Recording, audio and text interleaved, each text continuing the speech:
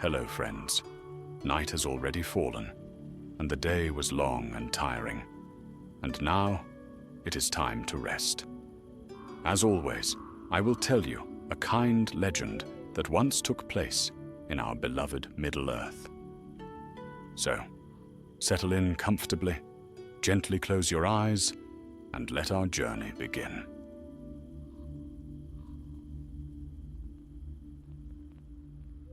The wind off the Anduin was cold that dawn, whispering through the reeds and rattling the tall banners above the walls of Pelargia.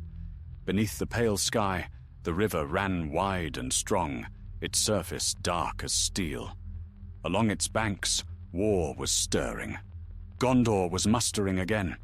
Captain Hilarion of Pelargia stood upon the ramparts and looked eastward, where the mist hung thick over the water.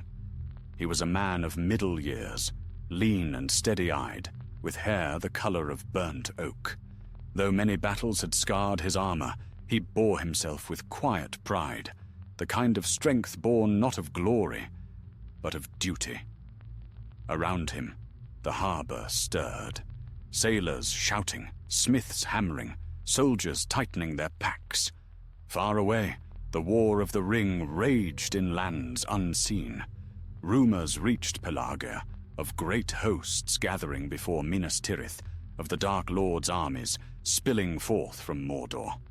But war had many fronts, and Gondor's strength was stretched thin. The stewards' captains sought every hand that could still lift a sword. That morning, Hilarion was summoned to the command tent.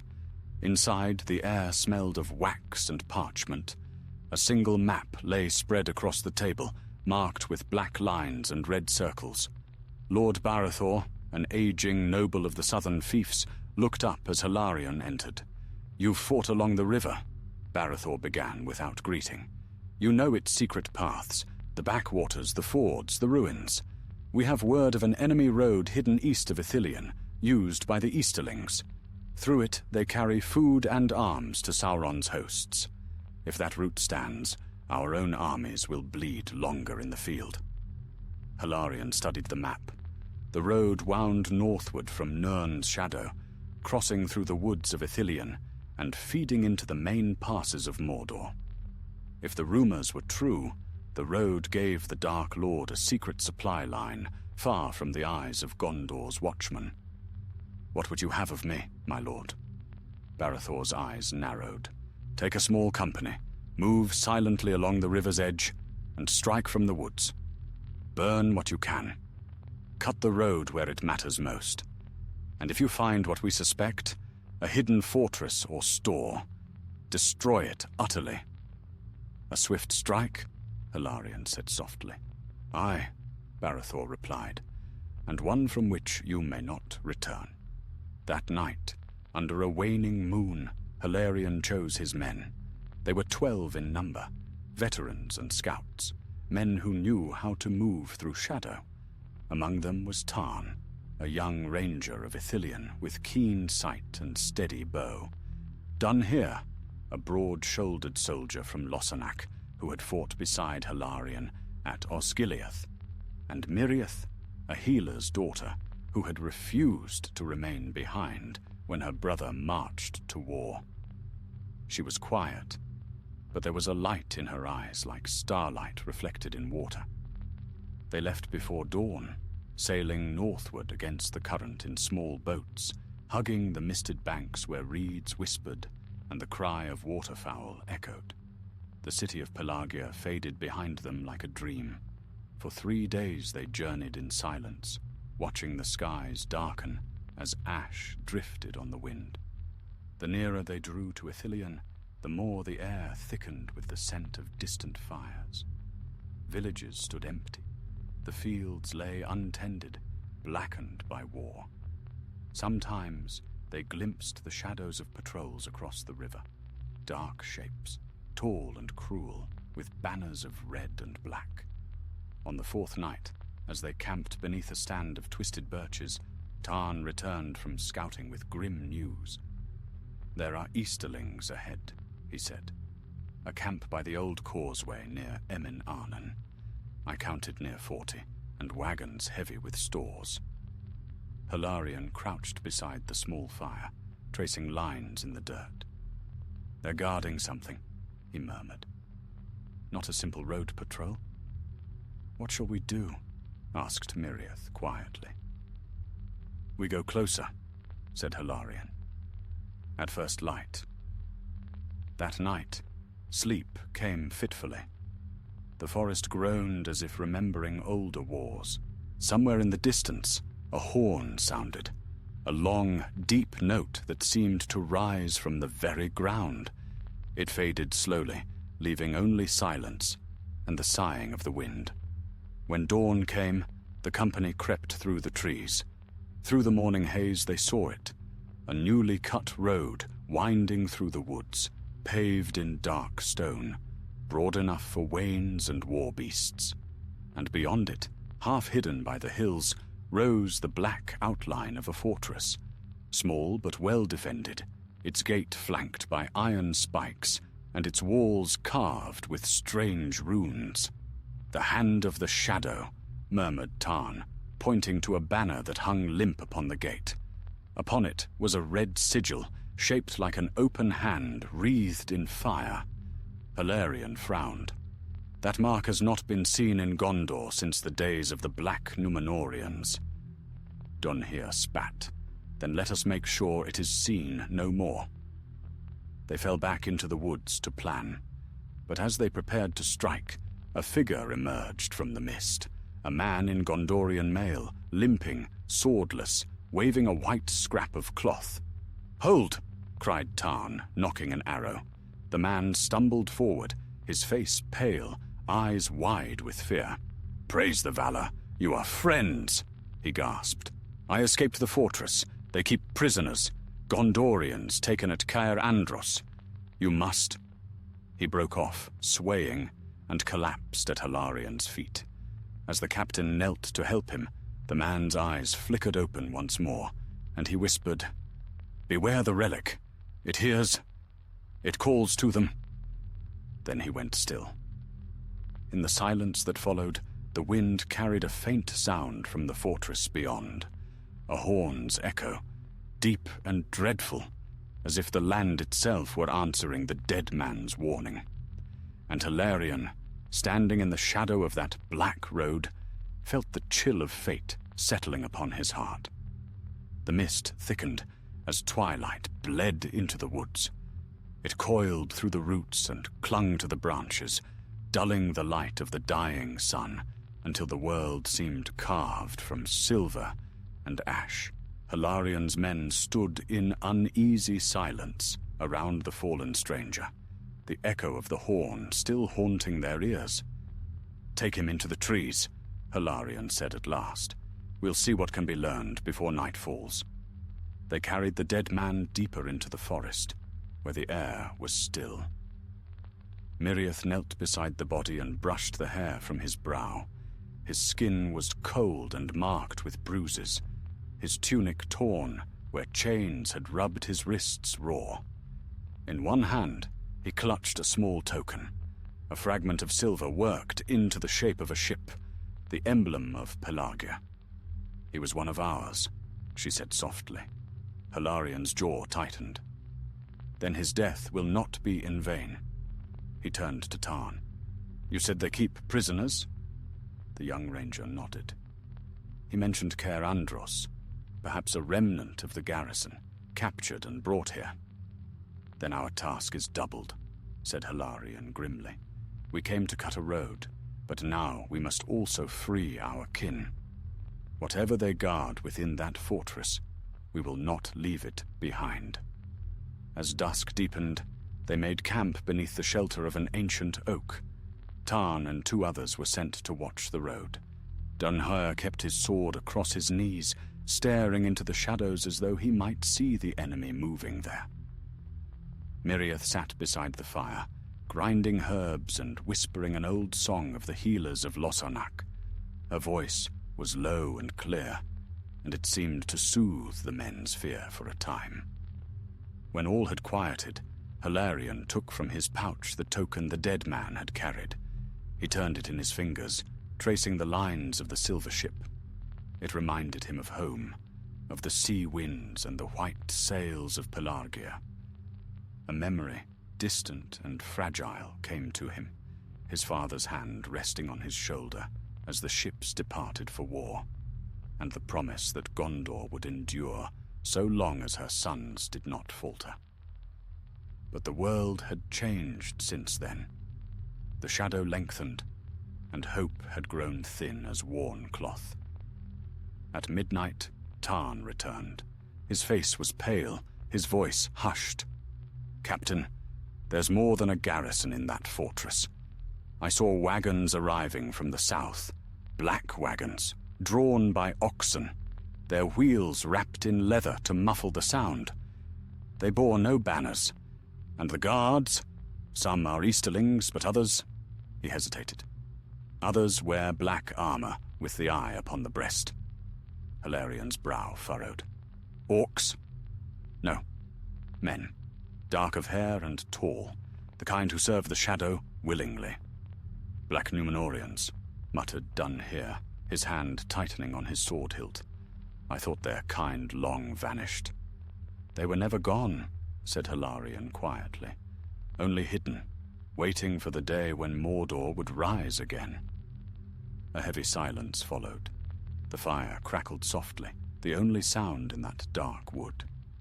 Then Miriath spoke, her eyes glinting in the firelight. "What of the relic the man spoke of? What could it be?" Hilarion shook his head. "I do not know. But if the enemy guards it so fiercely, then it is no small thing.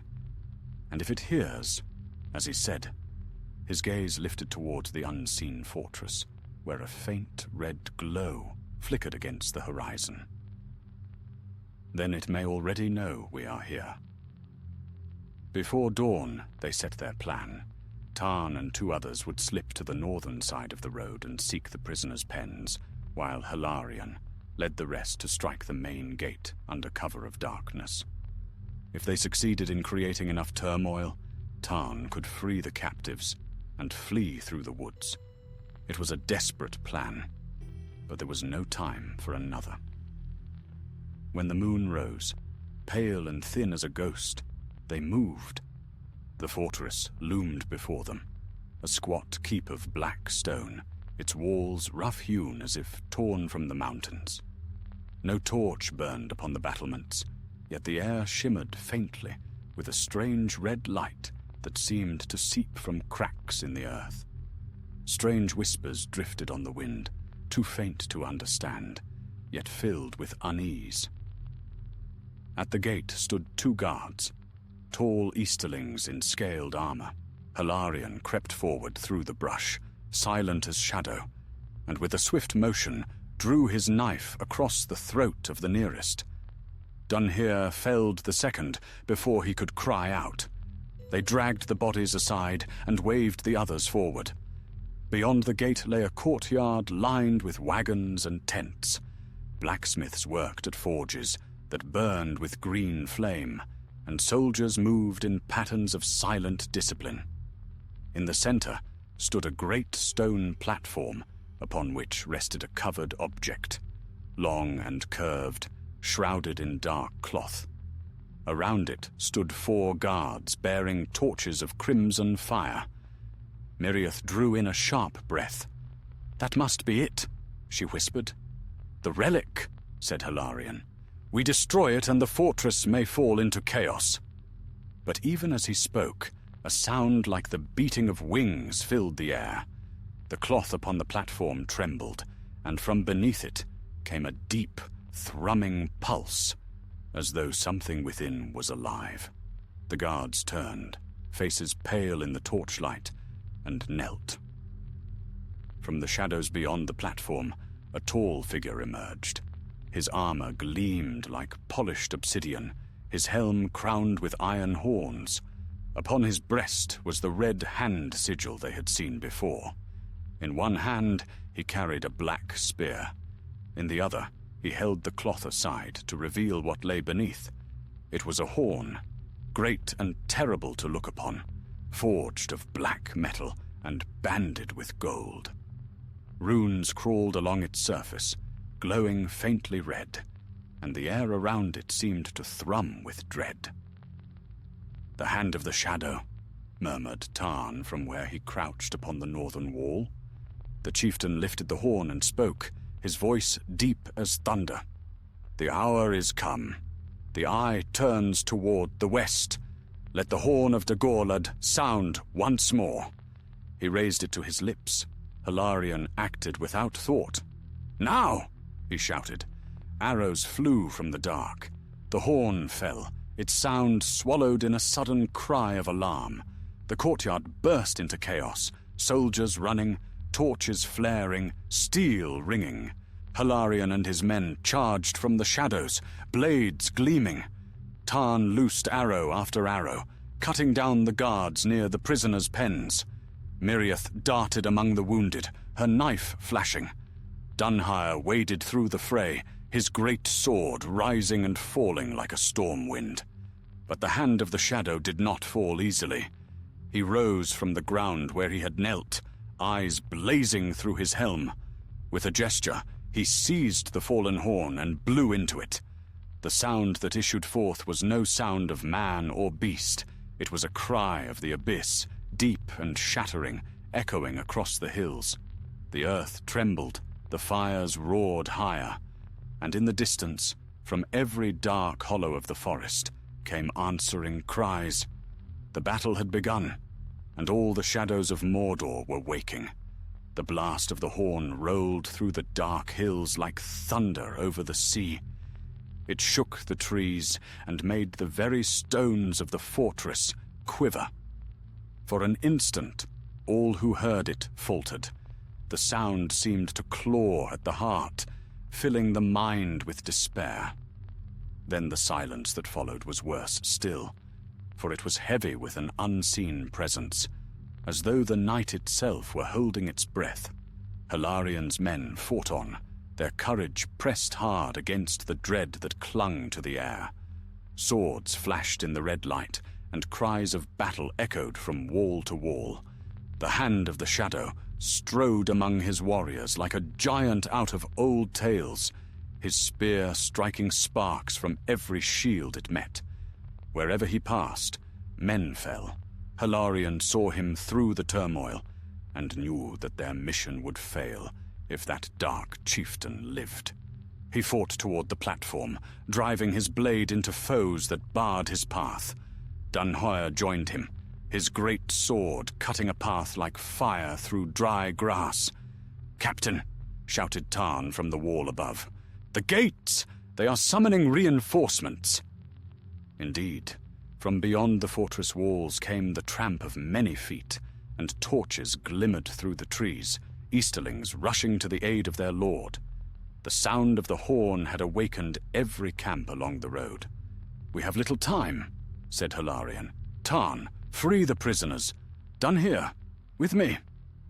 They reached the platform as the hand of the shadow turned to meet them. His helm gleamed in the fiery light, and his voice was like iron grinding upon stone. "So, Gondor still sends her gnats to sting me," he said. "Tell me, Captain of the River, do you think you can silence what was forged in the furnaces of Barad-dûr itself?" Hilarion raised his sword. "We can try." Their blades met with a sound like thunder. Sparks flew. The chieftain's strength was monstrous. Each blow drove Hilarion back a pace. But the captain was quick, and his skill was honed by long years of battle. He turned aside a downward stroke and answered with a cut to the side that dented the black armor, but did not pierce it. Dunhire charged from behind, swinging his great sword two-handed. The chieftain caught the blow on his spear's shaft and thrust backward with terrifying speed. The point tore through Dunhire's mail, and the big man stumbled, gasping. "Dunhire!" cried Hilarion, but his friend only smiled faintly, his face white. "Finish it, Captain," he whispered. "For Gondor." Then he fell, still clutching his sword. Rage lent Hilarion new strength. He feinted left, then struck hard at the chieftain's arm. The black spear spun from the enemy's grasp, clattering across the stones. Before the chieftain could recover, Hilarion seized the fallen horn and raised it high. "Back to your master, Shadow," he cried, and dashed the horn against the edge of the platform. It should have shattered. Instead, a burst of red fire leapt from the runes, searing his hands. The horn did not break, but it screamed. A voice, terrible and deep, filled the courtyard, speaking in the tongue of Mordor. Every torch guttered, and the air became thick with smoke. Miriath, who had been tending the wounded nearby, looked up as the sky itself seemed to burn. She ran to Hilarion's side, heedless of the battle. "You cannot destroy it," she shouted above the roar. "It is bound by dark craft. We must bury it, or cast it into the river." "The river is far," Hilarion answered grimly. "And the enemy draws near. Already, the gates trembled under the blows of the Easterlings outside. The first of them broke through, tall men with curved blades, their faces painted red and gold. Tarn had freed the prisoners, a handful of gaunt soldiers, but they were too few and too weary to stand long. "Captain!" Tarn cried. "We must fall back!" Hilarion looked at the horn, still glowing faintly in his burned hands. He could feel it pulsing like a heartbeat. "No," he said at last. "We cannot leave this here." He turned to Miriath. "Take the wounded and flee north with Tarn. Follow the river until you reach Henneth Annwn. Tell Faramir what has passed." "What of you?" she asked, eyes wide with fear. "I will see that this evil is ended." Miriath hesitated only a moment, then pressed a small flask into his hand. "Athelas oil. For the burns," she said softly, "and for courage." Hilarion smiled faintly. "I will need both." Then he turned to face the oncoming horde. With a cry, he leapt from the platform and plunged into the fray, wielding his sword with fury. He cut down one foe, then another, fighting his way toward the inner gate that led to the river path. The horn he carried at his belt, wrapped hastily in his cloak. Each step it seemed to grow heavier, its voice whispering in his mind, urging him to sound it, to call the dark legions to his side, to command them as their new master. But he clenched his jaw and pressed on. Behind him, the fortress blazed. Flames leapt from the forges, and black smoke curled into the sky. Tarn and Miriath led the freed prisoners through a postern gate, vanishing into the trees. Hilarion reached the lower courtyard, where a stone bridge spanned a narrow gorge. Beyond it lay the path that wound down toward the Anduin. The hand of the Shadow followed. Though wounded and unarmed, the dark chieftain moved like a spectre, his armor glimmering through the smoke. "You cannot escape me, Captain," he called. "The horn will return to its master. Even now it calls to him." Hilarion crossed the bridge and turned. "Then come and take it." The chieftain charged. Their blades met once more. Steel against steel, light against darkness. The bridge shook beneath their feet. With a mighty cry, Hilarion drove his enemy back a step, then another. Finally, with a desperate thrust, he plunged his sword into the chieftain's breast. For a heartbeat, the world was still. Then the black armor split, and a surge of shadow poured forth like smoke from a fire. The chieftain gave no cry. He simply fell, and the light in his eyes went out. But the bridge could bear no more. With a thunderous crack, the stones gave way. Hilarion leapt back as the center collapsed, taking the chieftain's body into the gorge below. The horn slipped from his belt and tumbled after it, glowing red as it fell into the darkness. A roar rose from beneath the earth, as if the very deep places of the world had awakened. The firelight dimmed, and the fortress walls began to crumble. Hilarion stood alone amid the ruin, the smoke stinging his eyes. He looked eastward, where the shadow of Mordor loomed beyond the hills, and he thought he saw, far away, a faint flash of light upon the horizon. as though a great fire had kindled upon the mountain. He did not know that, at that very hour, in the heart of Mordor, another battle was ending, one far greater than his own. He turned and fled into the trees, following the faint path left by his companions. Behind him, the fortress of the Hand of the Shadow sank into ruin, and the river winds carried away the last echoes of the horn's dreadful call. But deep beneath the stones, in the dark gorge where no light could reach, the horn of Dagorlad lay unbroken, its runes still burning faintly. Waiting, the dawn that followed was a pale, broken thing. The east was veiled with smoke, and the sun rose weak and dim, its light struggling to pierce the haze that drifted from the burning fortress. Hilarion moved through the woods like a ghost, every breath raw in his chest. His cloak was torn, his mail scorched, and his sword was nicked and blackened. Each step jarred his weary body, but still he pressed on, guided by the faint tracks left by Tarn and Miriath. The forest was eerily quiet. No bird sang. Only the rustling of ash falling through the leaves disturbed the stillness. It was as if the very land were holding its breath, waiting for something unseen to pass. By mid-morning, Hilarion reached a small glade where a brook ran clear beneath a mossy stone.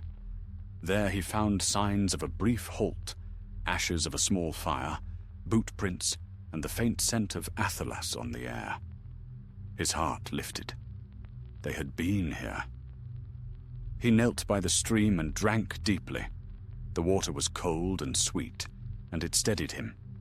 Then he washed his burned hands, wincing at the touch. Miriath's flask was nearly empty, but a few drops of the healing oil remained. He poured them upon the wounds, and warmth spread through his skin, dulling the pain. As he bound his hands, he heard the faint crunch of footsteps behind him. He turned swiftly, sword half drawn, but it was only Tarn emerging from the shadows. The ranger's face was drawn and grim, yet his eyes brightened when he saw his captain. "You live," Tarn said, relief softening his voice. "By the valor, we thought you lost in the fire."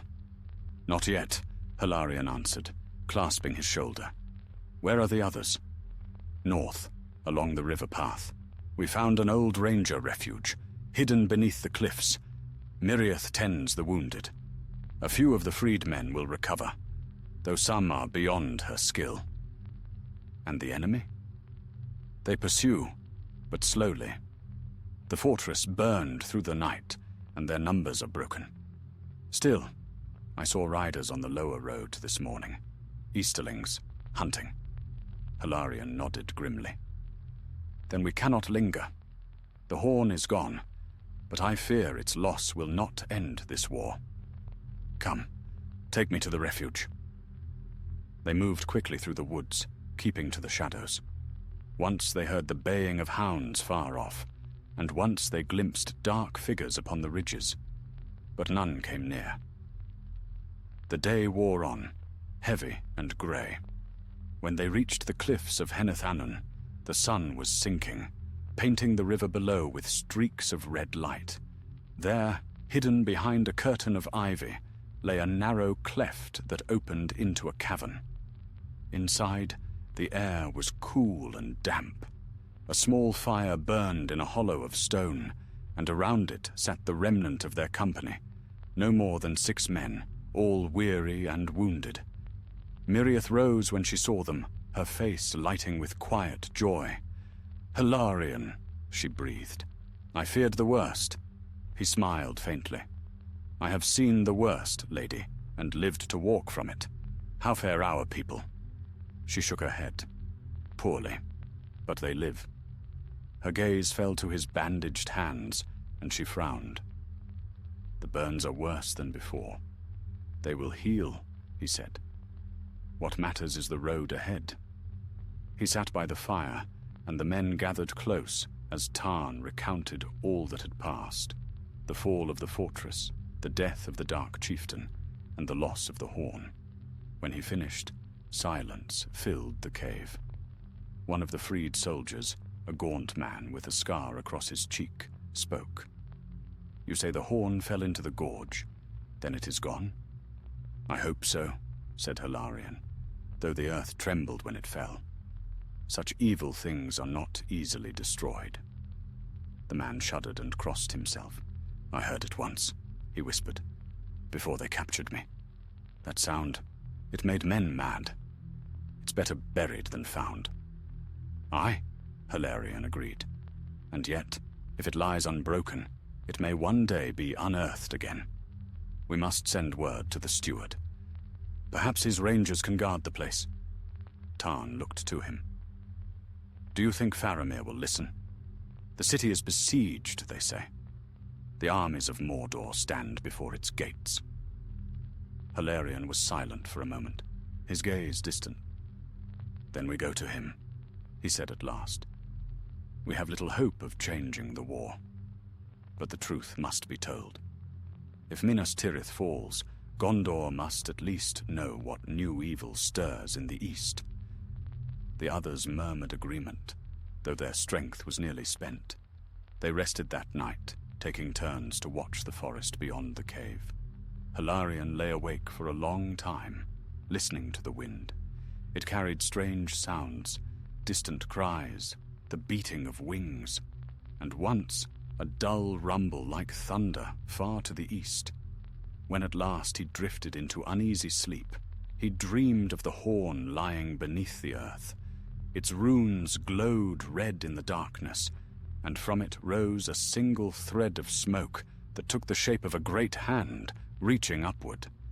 He woke before dawn, his heart heavy. They set out at first light, following the river south. The land was wild and ruined. Trees burned, villages empty, fields choked with ash. Sometimes they saw the bones of old battles, rusted helms, broken spears, and once the carcass of a great beast like a troll, half buried in the mud. For 2 days they traveled thus, sleeping little and eating less. On the third evening, they reached the high banks of the Anduin, where the water widened and the current slowed. There they found the remnants of a ruined watchtower, its stones blackened by fire. They camped among the ruins. Tarn stood watch while the others rested. Hilarion sat apart, gazing across the river toward the dark horizon. It was then that Miriath joined him. She wrapped her cloak tightly around her shoulders, the wind tossing her dark hair. "You do not sleep," she said. "There is little rest for me," he replied. "When I close my eyes, I hear the horn again." "As do I," she said softly. "Yet I do not think it calls to us. It is bound to the shadow, and the shadow wanes. Look, Hilarion, the east grows red. Perhaps it is only fire, but perhaps it is something more." He followed her gaze. Indeed, a faint red glow flickered upon the clouds that hung over Mordor. But it was not the steady light of flame. It pulsed and flared like lightning. For a moment, he thought he saw the peak of a mountain outlined in gold. Then it was gone. "What can that mean?" she whispered. "I do not know," he said. "But my heart feels lighter. Perhaps the tide is turning." Later, as the night deepened, a sudden wind swept through the valley. The air cleared, and for the first time in many weeks, the stars shone bright above. A strange peace settled over the land, though none could say why. When dawn came, the sky was clear and pale blue. The black clouds that had long hung over Mordor were breaking apart. Tarn woke first and stared eastward, his face filled with wonder. "The mountain is gone," he said quietly. "Look." They all turned. Far in the distance, where Orodruin had once spewed fire and ash, now rose only a pillar of smoke fading into the sky. The great shadow that had stretched across the land was lifting. None spoke. None dared. For in that moment they knew, though they could not yet understand, that something vast and terrible had ended. Miriath's eyes filled with tears. "The ring," she whispered. "It must be destroyed." Hilarion bowed his head. "Then this war is truly near its end." They stood together in the silence of that new morning, the wind gentle on their faces. The air smelled clean again, and the river sparkled with the first light of a free dawn. But beneath their feet, deep in the hidden gorge far to the north, the horn of Dagorlad lay silent, its fire quenched, yet not extinguished. And though the Dark Lord had fallen, some shadows are patient. Some wait for ages, biding their time until the world grows careless once more. The morning after the breaking of the shadow dawned unlike any the land had seen in long years. A strange hush lay upon the woods of Ithilien, as though the earth itself had paused to listen. Mist drifted from the Anduin, turning gold where the new sun struck it, and the wind carried the scent of rain and growing things. For the first time in memory, the air felt clean. Hilarion's company stood upon a high ridge and beheld the east. The dark vapors that had long veiled Mordor were thinning, swept away by clear winds from the west. Upon the plain beyond the river, they could see black armies, broken and scattered, their standards trampled in the dust. Even the terrible mountain itself was changed, its fiery crown gone, its flanks grey and still. "Look," murmured Miriath. "The earth no longer burns." Tarn shaded his eyes. "Aye, yet I see no movement in the plain. No watchfires, no banners. It is as though the enemy has fled or been swallowed by the very ground." Hilarion said nothing for a long while. His heart was heavy with wonder and disbelief. Then, at last, he spoke. "The power that held them is broken. The ring has perished. I can feel it, though I do not know how." The men around him fell silent, awed by the words. For none among them had seen the ring or known its bearer, yet all had felt its weight in the world. And now that weight was gone, the air seemed lighter, the light itself seemed stronger. By noon they descended from the ridge to the banks of the Anduin.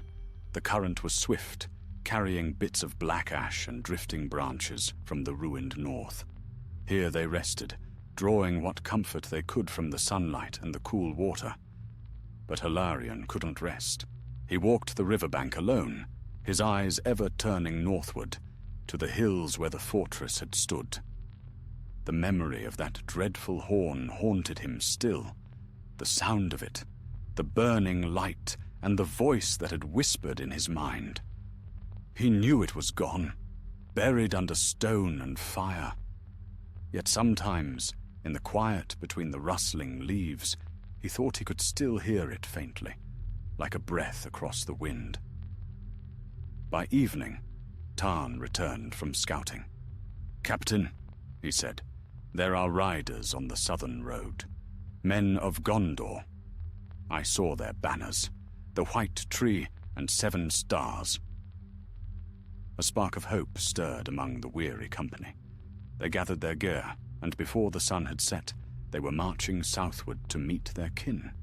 The land was scarred and torn, but there was life again in the fields. Wildflowers already pushed through the blackened earth, and the air was rich with the smell of new rain. Near the ruins of Osgiliath, they came upon the host of the west, riders and footmen returning from battle, their banners bright despite the dust and blood of war.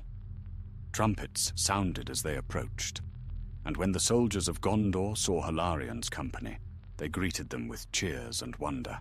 "By the valor, Pelagir lives," cried one knight, clasping Hilarion's arm. "We thought all the outposts north of the river lost." "Many are," said Hilarion gravely, "but we endure." They were brought before a tall captain in silver mail, whose cloak bore the emblem of the white tree. His hair was dark and his eyes keen, yet there was a gentleness in his manner.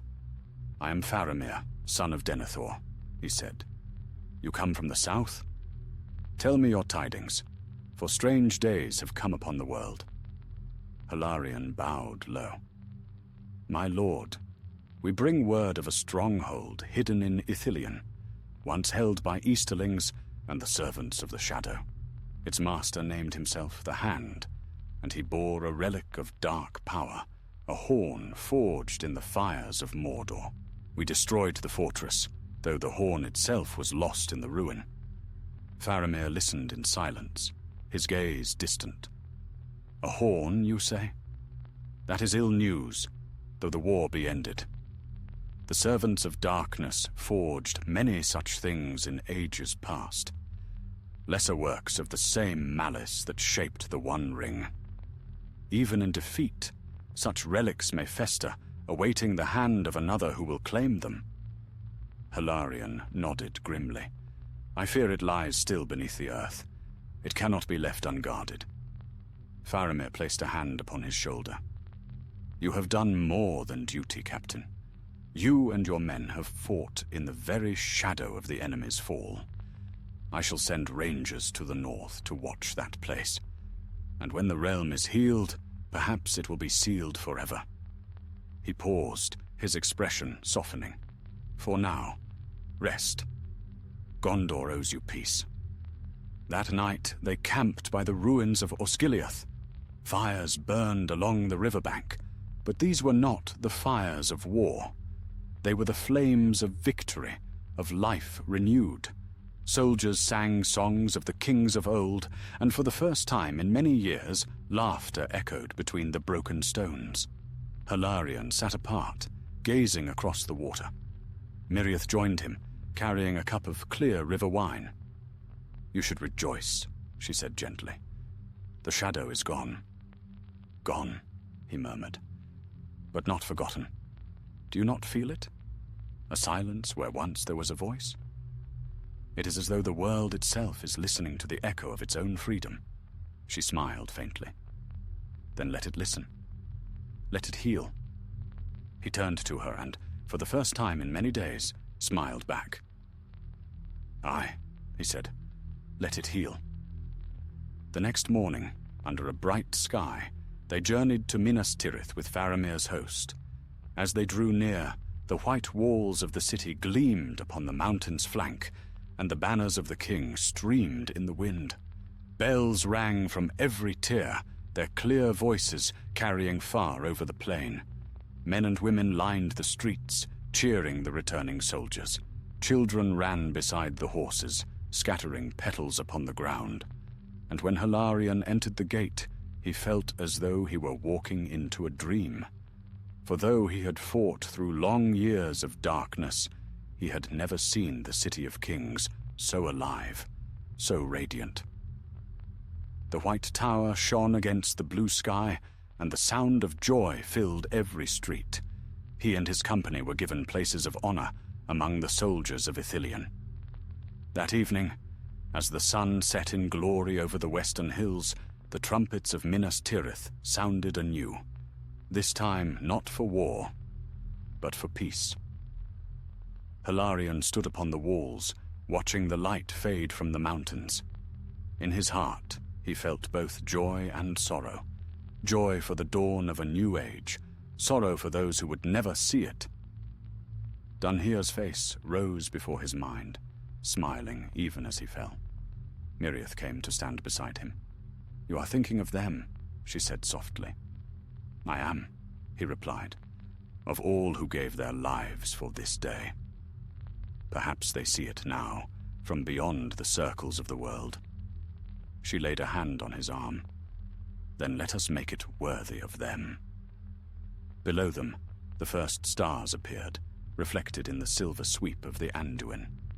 The air was clear, and the moon rose white and calm over the city. But far to the north, where the hills of Ithilien met the shadowed gorge, the earth was not yet quiet. Deep beneath stone and root, in darkness unbroken since the fortress fell, a faint sound stirred. It was the whisper of a buried relic, a breath of old malice that lingered though its master was gone. The horn of Dagorlad shivered in the gloom, its runes glowing once more with dim, red fire. No hand was there to claim it, and no voice to call it forth. Yet the wind carried its faint murmur through the cracks of the earth, down to the sleeping river, and out toward the sea. And somewhere, beyond the circles of the world, a shadow that should have perished stirred in restless dream. The days that followed were filled with healing and wonder. All across Gondor, the darkness that had long shadowed men's hearts began to lift. Messengers rode from the north and south, bringing tidings of victory, of the fall of Barad-dûr, of the king's return, and of the crowning of Aragorn, son of Arathorn, upon the fields before Minas Tirith. Hilarion and his company were given places of honor at the feasts, though they were but a small band among many heroes.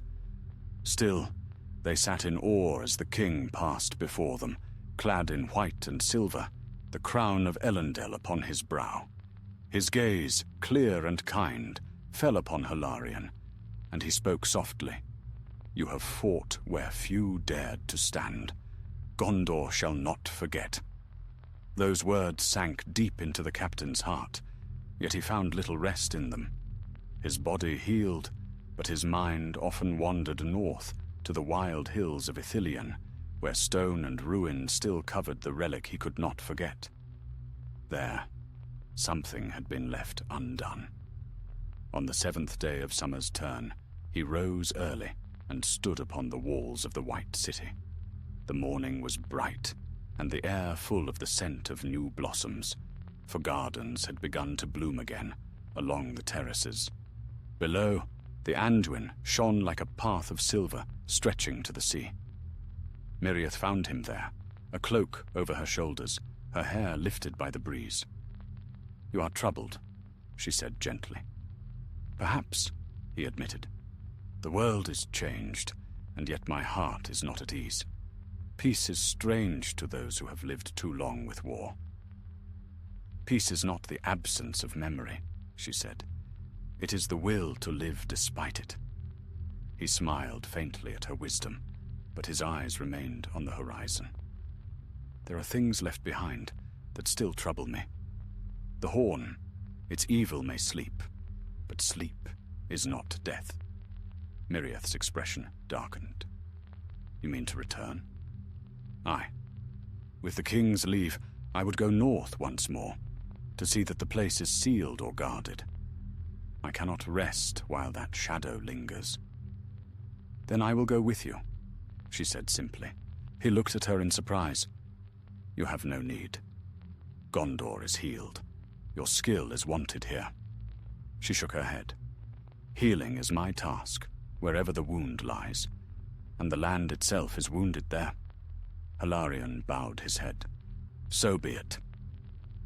That same afternoon, he sought audience with Faramir, who was now Prince of Ithilien and charged with restoring its green lands. Faramir listened gravely as Hilarion told of his unease and his wish to revisit the fallen fortress.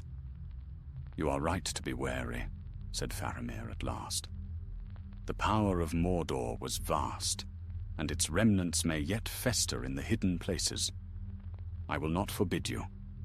Take a handful of my rangers and see what remains. If you find the relic, bring word, but do not touch it. There are things better left to the wisdom of the king." So it was that within a fortnight, Hilarion, Miriath, and Tarn rode once more into the wild woods of Ithilien, with 4 rangers at their side.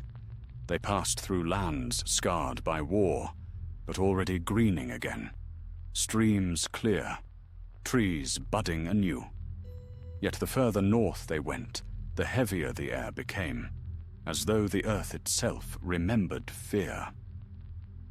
By the 3rd day, they reached the gorge where the fortress had once stood. The land was changed. Where the black walls had loomed, only heaps of stone and charred earth remained. The river had shifted course, flooding part of the ruin, and reeds now grew among the fallen blocks. "This was the place," Tarn said softly. "By the valor, it's as though the earth swallowed it whole." Hilarion dismounted and walked among the ruins. The air was cool and still, yet not wholly clean.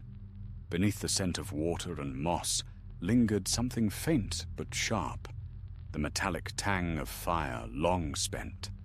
They searched until dusk, finding nothing but broken spears and rusted armor. No sign of the horn or the chieftain's body remained. Hilarion felt both relief and unease.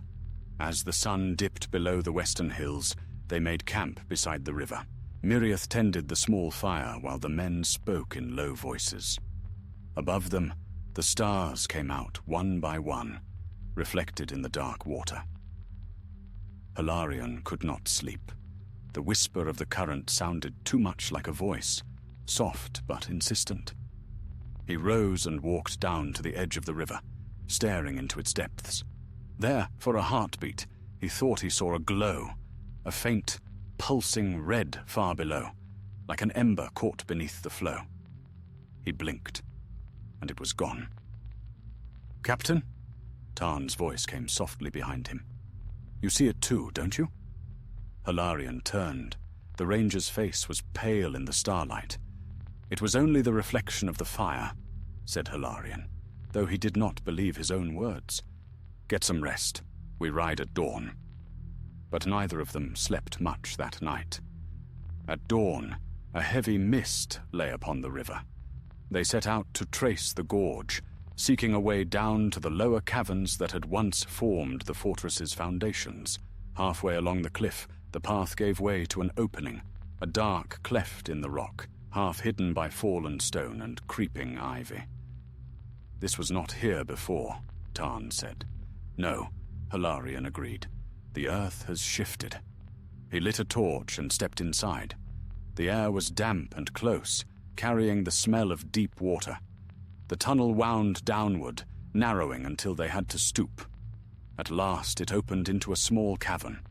There, upon a bed of blackened stone, lay the horn of Dagorlad. It was cracked along one side, yet whole still, the runes upon it faint but pulsing with dull red light. A chill filled the chamber, and Miriath shuddered. "It should have perished in the fire," she whispered. "Some things of the enemy do not die so easily," said Hilarion.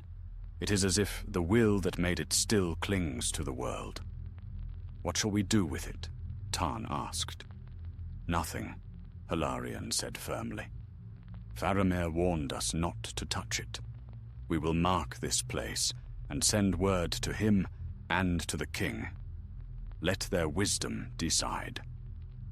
But even as he spoke, the horn stirred. A faint tremor ran through the stone, and a whisper, thin as breath, filled the cavern. None could understand the words, but all felt the weight of them, commanding, calling. The torch flickered violently. Tarn took a step back. "Captain, out!" Hilarion ordered. "Now!" They fled from the cavern, the air behind them swirling with dust. When they reached the open light, they turned to see the cleft collapsing, stones tumbling inward until the entrance was buried once more. The ground stilled. Silence returned. For a long while they stood there, listening to the wind in the reeds. Then Hilarion spoke, his voice low. "It sleeps again. Let it stay so." They sealed the place with stones and marked it with the white tree of Gondor, carved deep into the rock, a warning to any who might come after. By nightfall they had left the gorge behind. The sky cleared, and a cool wind rose from the sea, carrying the scent of rain and freedom. Miriath rode beside Hilarion, her eyes bright but weary. "It will not rise again," she said, though her voice trembled slightly. "Perhaps not in our time," he answered. "But evil seldom dies. It only waits. Still, Gondor stands, and the West has peace. That is enough for now." They rode on beneath the stars, following the silver thread of the Anduin southward. Behind them, in the shadowed gorge, the river murmured softly over buried stone. The horn of Dagorlad lay silent beneath the earth, its faint light flickering like the last coal of a dying fire. Yet deep within that quiet glow, something endured, a memory of power, a hunger unquenched. The world above had turned to peace, but in the hidden dark, the echo of war still dreamed. Autumn came early to Ithilien that year. The forests turned to flame, gold, copper, and deep red beneath the pale blue sky, and the wind carried a scent of rain and wild thyme. It was a season of renewal, when the wounds of war began to heal, and yet beneath its beauty lingered a memory of darker days. Hilarion and his small company rode south again, through valleys now green with grass and flowers where once only ash had lain. Villagers were returning to their homes, and the sound of laughter and hammers at work filled the air. Still, in every ruin, they saw reminders of what had been lost: charred beams, broken stones, and unmarked graves beneath the trees. When they came once more to Minas Tirith, they found the city fairer than before. The king had sent gardeners and masons to mend its scars, and fountains once dry now flowed again. The banner of the white tree shone upon the tower of Ithilien, and in the evenings the streets were bright with song. Faramir welcomed them back with gladness, though his gaze was troubled when Hilarion spoke of the horn's resting place. "So it endures," he said softly. "Then the task is not yet ended. I will send word to the king in Anúminas, and he will judge what must be done." Hilarion bowed his head. It should be buried deeper, sealed by stone and spell, lest some wandering hand find it. "It shall be so," Faramir promised. "You have done all that was required of you, and more. Rest now. The days of war are over." Yet rest did not come easily. Hilarion found himself walking the courts of the city by night, listening to the wind that stirred among the white towers. The city was peaceful, but in his dreams he still heard the echo of the horn, a deep, distant note, as though calling from under the earth. Miriath, seeing the shadows return to his eyes, sought to draw him back to life. She had taken to tending the houses of healing, where wounded men still came from distant outposts. Her presence there was like sunlight breaking through the leaves, gentle, steadfast, and bright. One evening she found Hilarion standing in the garden, beneath the withered branches of an old tree. "You walk as one burdened by a shadow that no longer falls," she said. He looked up at her, weary but smiling faintly. "Perhaps I do. Old habits die hard." "Then let this one die," she said. "The horn is buried and guarded. You have done your duty. It is time to live, Hilarion." He studied her face, the calm strength in her eyes, the quiet grace that war had not stolen. "You speak as one who knows how." "I am learning," she said softly, "and so must you." Their eyes met, and for a moment the noise of the city faded. The wind stirred the ivy on the walls, and the scent of Athelas filled the air. That night, Hilarion dreamed not of battle, but of the sea. He saw white ships sailing under starlight, their sails filled with a western wind. Voices sang in a language he did not know, but it filled his heart with peace. When he woke, the sun was rising golden over the mountains, and he felt, for the first time in many years, at ease. Seasons passed. The realm of Gondor flourished under King Elessar.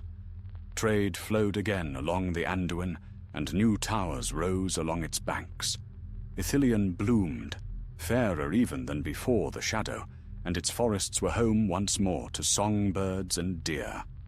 Hilarion remained in the service of Faramir, guiding rangers through the wild places and keeping watch upon the northern borders. Tarn, ever restless, took command of a new company and patrolled the riverlands, while Miriath continued her healing, her name spoken with honor throughout the realm. Years went by. and peace held. Yet one autumn morning, news came from the north that stirred unease in the city. A landslide had opened a cleft in the gorge where the fortress once stood. The guard sent to seal it again had vanished without trace. Faramir summoned Hilarion at once. "It seems the earth has a will of its own," said the prince. "I had thought that place forever buried."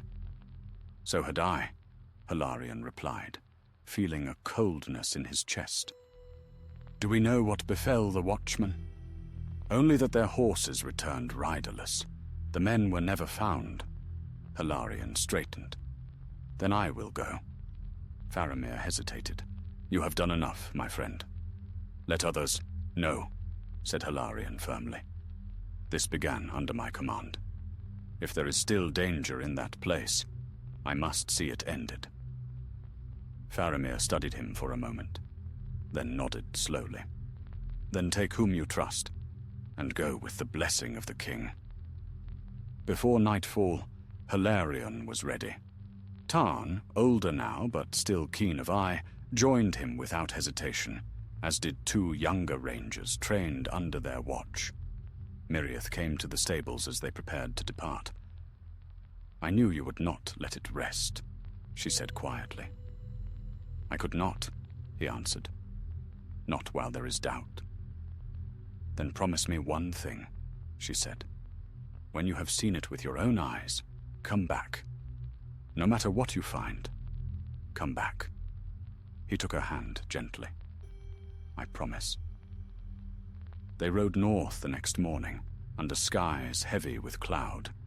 The land was silent, the color fading from the leaves, and by the second day, the wind carried a faint smell of ash again, though no fire burned. When at last they reached the gorge, they found the watchmen's camp empty. The stones that had sealed the cleft were shattered, and the air that drifted from the darkness below was cold and foul. "Something has stirred," Tarn muttered. "I feel it in my bones." Hilarion said nothing. He lit a torch and descended the slope. The others followed, their footsteps echoing hollowly in the damp air. The tunnel was broader than before, its walls black with soot. Deeper they went until they came to the cavern where the horn had lain. The bed of stone was empty. Only a dark outline remained, like a scar burned into the rock. "It's gone," whispered one of the younger rangers. "Valar preserve us. It's gone." Hilarion knelt, touching the cold stone. He felt no warmth, no pulse, but the silence there was thick and heavy, as if something unseen lingered. Then Tarn pointed toward the floor. "Tracks," he said. "Men's boots, but not ours. Fresh." Hilarion's heart sank. "The watchmen," he murmured, "or what was left of them." They followed the tracks back toward the entrance, where the air grew colder still. A shadow moved there, faint and wavering, and a whisper reached them. A distant, hollow sound, like the echo of a horn blown from under the earth. For an instant, the flame of Hilarion's torch flickered blue, and the air thickened with dread. Tarn gripped his sword. "Captain, hold," said Hilarion. His voice was steady, though his heart pounded. "It cannot harm us here. The power that made it is gone. Only the echo remains." But even as he spoke, the whisper swelled into a deep, mournful note. The very stones seemed to tremble. The rangers fell to their knees, covering their ears, and Hilarion felt the weight of darkness pressing down upon him. Old, formless, but vast. Then, as suddenly as it had come, the sound faded. The mist lifted. The air grew still again. Hilarion rose slowly. "It's ought to be remembered," he said. "Nothing more. Let the memory fade." They left that place at dawn, sealing the entrance behind them with what stones they could find.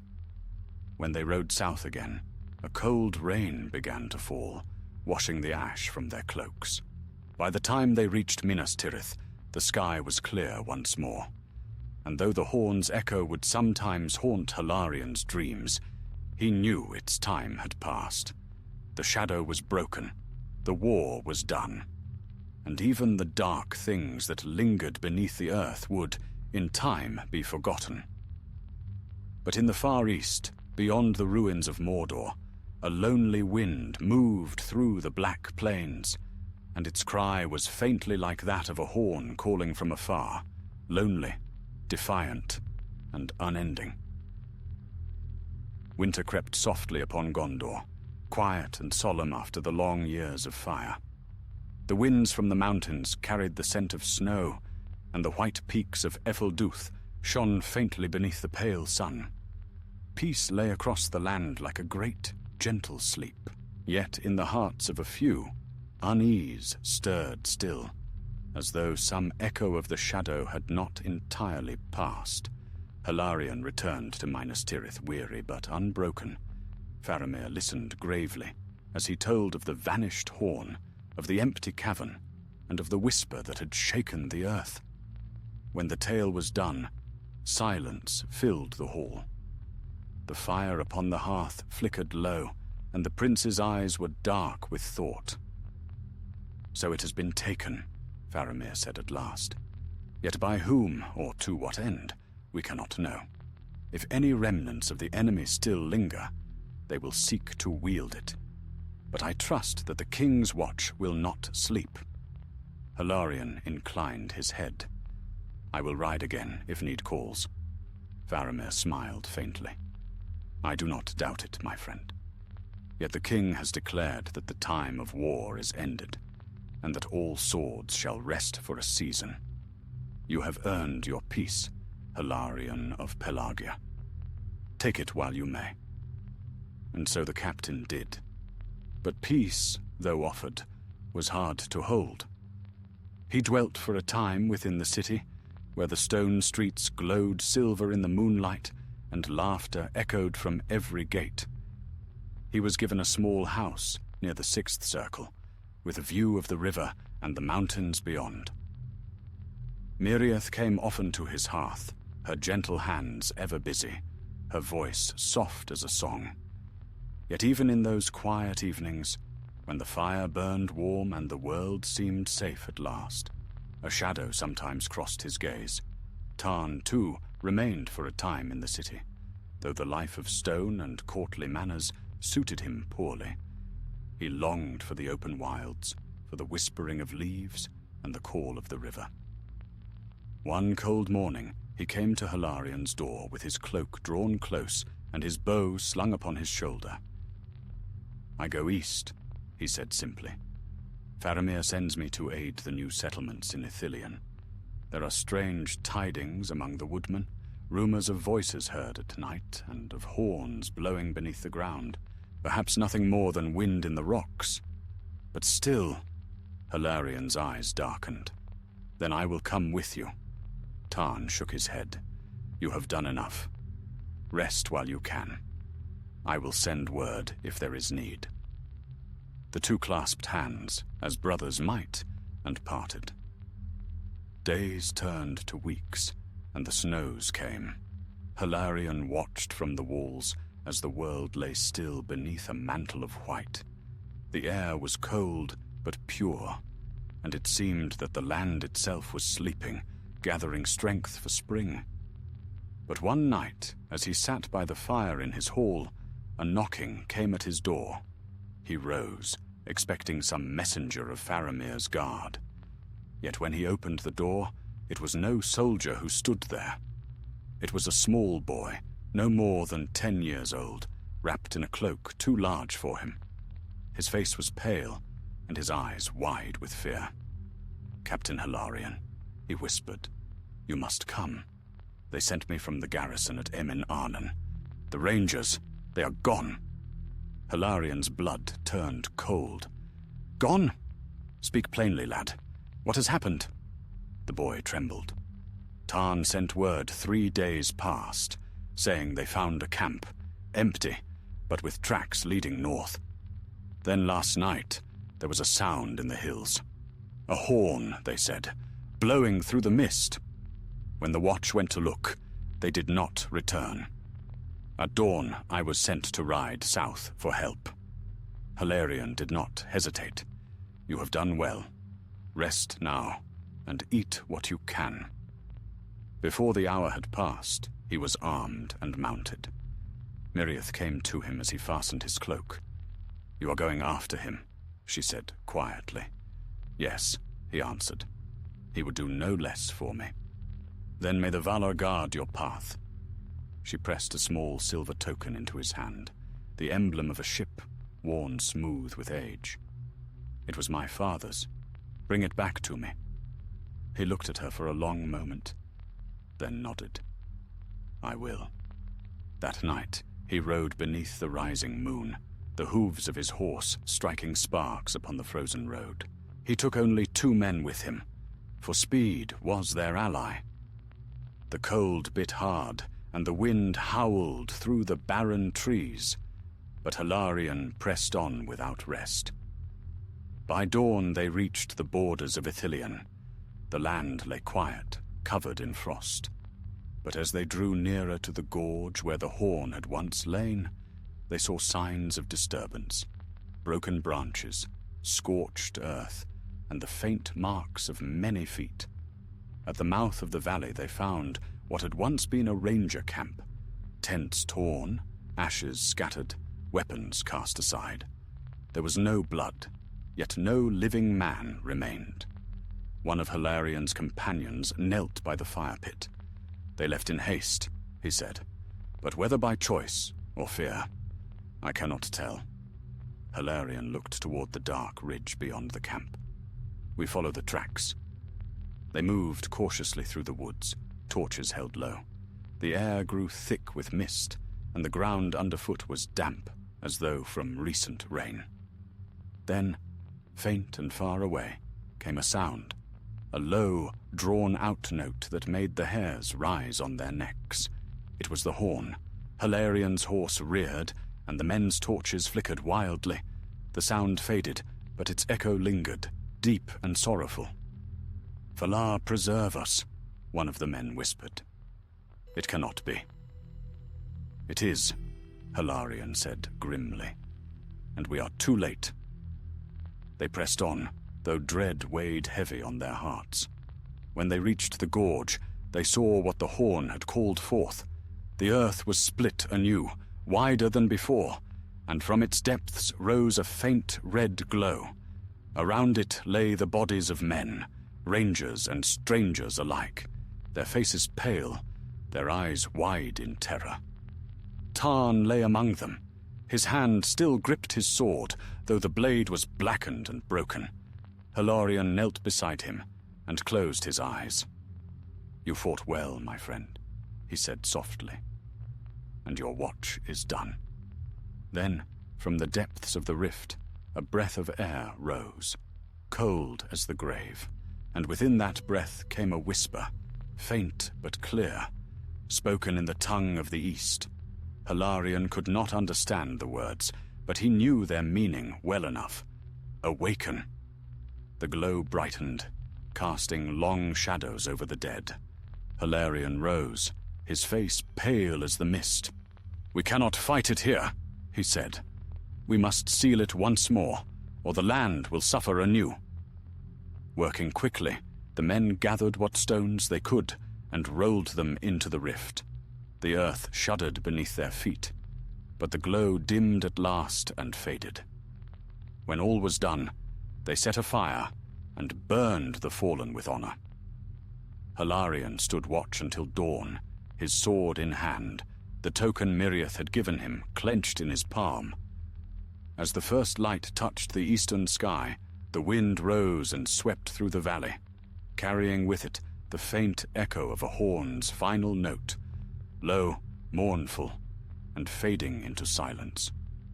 Only then did Hilarion turn south, leaving the ashes of his friend behind. He did not look back, but far beneath the sealed stones, where no sunlight could reach, the horn of Dagorlad lay once more in waiting.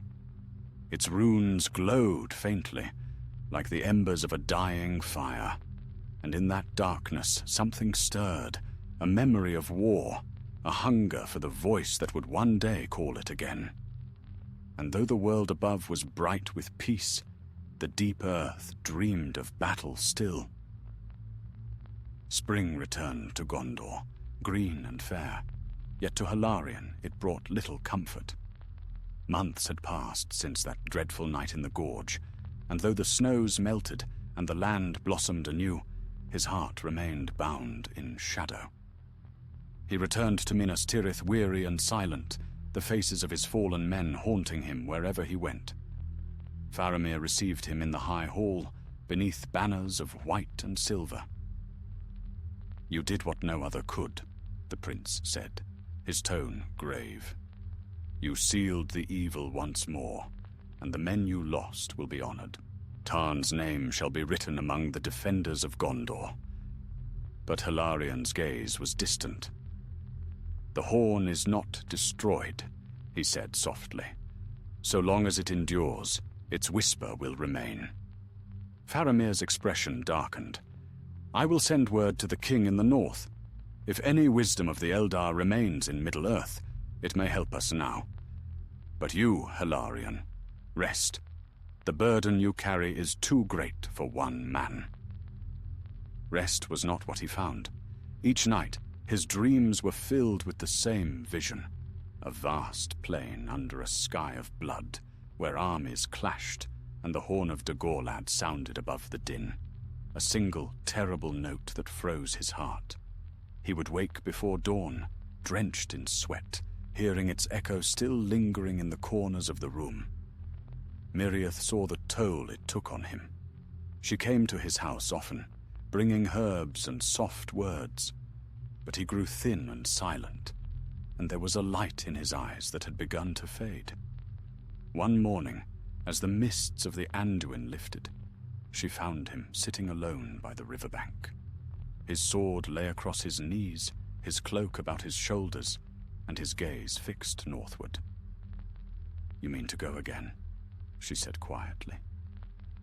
"I cannot let it rest," he answered. "Something stirs there still. I feel it." She knelt beside him. "You have given everything to this cause. Tarn is gone. The fortress lies in ruin. The shadow has fallen. What more can you do?" Hilarion turned to her then, his eyes full of weary sorrow. "I can make certain. Peace built upon fear is no peace at all." Miriath's hands trembled as she touched his arm. "Then promise you will return. The world is changing, Hilarion. There is beauty again. Do not cast it aside for ghosts." He took her hand gently. "If I return, it will be for that beauty. For Gondor. For you." Before the week was out, he was gone once more, traveling north with a small band of rangers. The journey was long and weary, for the spring rains had swollen the rivers and turned the roads to mud.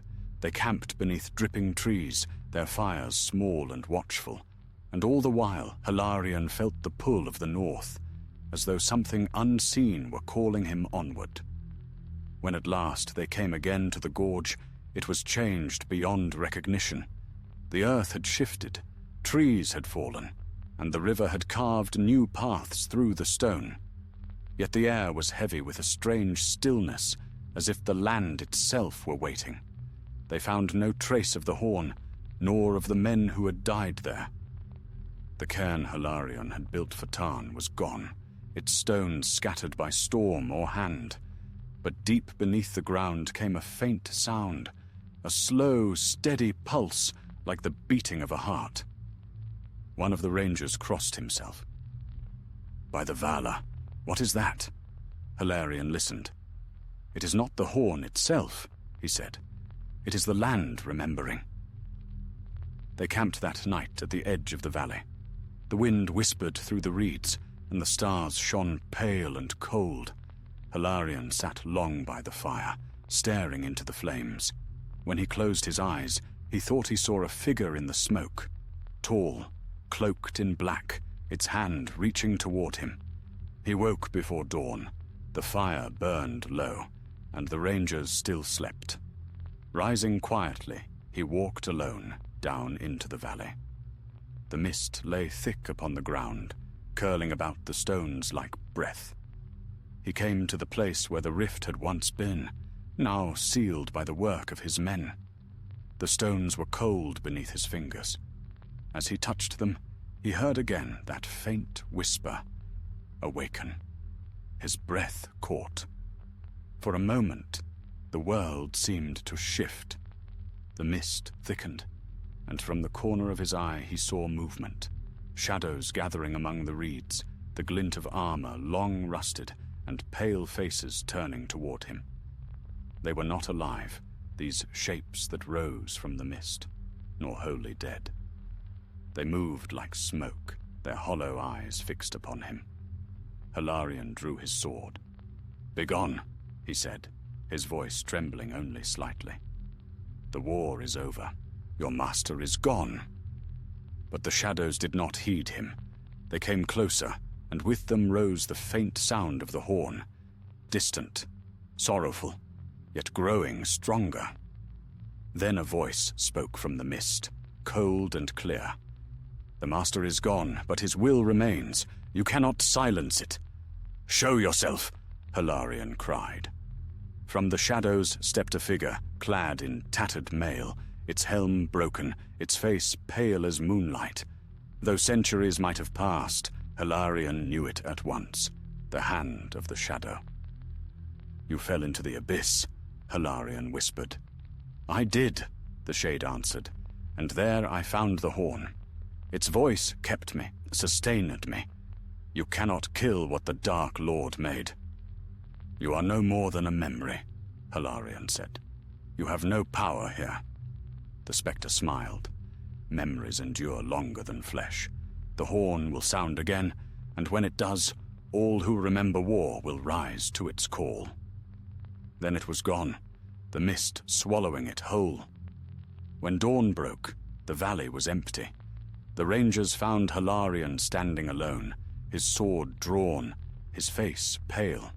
He said nothing of what he had seen, but ordered the men to build fires and set wards of stone and steel around the gorge. They worked until sunset, and when the last torch was lit, Hilarion looked once more upon the valley and whispered, "Sleep now, and trouble the living no more." They returned to Minas Tirith within the fortnight. Miriath met him at the gate. Relief and sorrow mingled in her eyes. "You found it?" she asked. "No," he said. "And may we never find it again." That night, he stood upon the city walls, gazing toward the dark line of the mountains. The wind was soft, carrying the scent of rain and new grass. Below him, Minas Tirith gleamed white under the moon, her people laughing in the streets. For the first time, Hilarion allowed himself to hope that the darkness might truly be fading. Yet as he turned away, a faint sound reached his ears, a single, distant note, low and sorrowful, echoing from far beyond the horizon. He froze. Then it was gone, lost in the whisper of the wind. "An echo only," he said aloud, though he was not certain he believed it.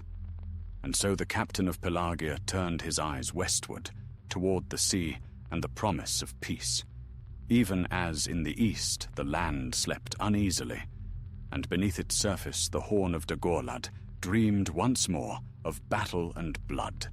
The years that followed were kind to Gondor. The white city shone fair upon the mountainside, its walls gleaming beneath banners of the king. The lands of Ithilien bloomed again, and from Pelagia to the mountain, Vale's men spoke of peace that might at last endure. Roads once broken were mended, towers rebuilt, and the laughter of children was heard again in fields that had known only the tread of armies. But though the kingdom prospered, Hilarion's heart remained restless. The wars of his youth were behind him, yet the years had left their mark. His hair was streaked with grey now, his sword hung more often on the wall than at his side, and his hands, once steady in battle, bore the faint tremor of old wounds. Still, there were nights when he woke to the echo of the horn, the sound not of wood or metal, but of memory. He had not spoken of that final journey in the north, nor of the ghostly figure that had risen from the mists. Faramir knew only that the horn was lost, and Hilarion had done what he could to see the valley sealed. The prince had accepted this and bade him rest. Rest, however, was not something the old soldier easily embraced. He lived quietly in Minas Tirith, near the lower terraces, where the air was filled with the scent of white blossoms. Miriath dwelt often at his side, her healing work bringing comfort to the sick and wounded who still came from distant lands. There was peace between them, though neither had spoken the words that lingered in both hearts. The years had bound them in shared silence, born of all they had seen and endured. One autumn evening, as the leaves fell like gold rain from the trees, a messenger arrived from the north. The man bore the seal of the king. Hilarion broke the wax and read the words by lamplight. His brow furrowed, and when he looked up, Miriath saw that old fire flicker in his eyes once more. "What news?" she asked softly. "The rangers of Ithilien have vanished again," he said. "A patrol sent to the valley of the Morannon, near the old road. The king's men found their camp abandoned. Only one sign remained." "What sign?" Hilarion's hand tightened around the parchment. "A horn call, heard at dawn. Once faintly, then silence." Miriath grew pale. "After all these years?" He nodded slowly. "Evil does not die so easily. It sleeps, and the world grows careless." The next day, he sought Faramir. The prince, now silver-haired but still tall and fair, listened gravely as Hilarion spoke. "You have done enough for Gondor," Faramir said at last. "You have earned peace in your age. Let the young take up this burden." Hilarion's eyes were steady. "Peace means little if it rests upon forgetfulness. Send me north once more. Let me see with my own eyes that it is nothing but wind and echo." Faramir sighed, but he saw the resolve in his old captain's face. "Very well. You shall go, but not alone. I will send 6 riders with you, and word to the king that his oldest servant yet rides for him." Thus, once again, Hilarion took up the road. He rode through the forests of Ithilien, now golden beneath the waning year, and across the wide plains that bordered the Ephel-Duath.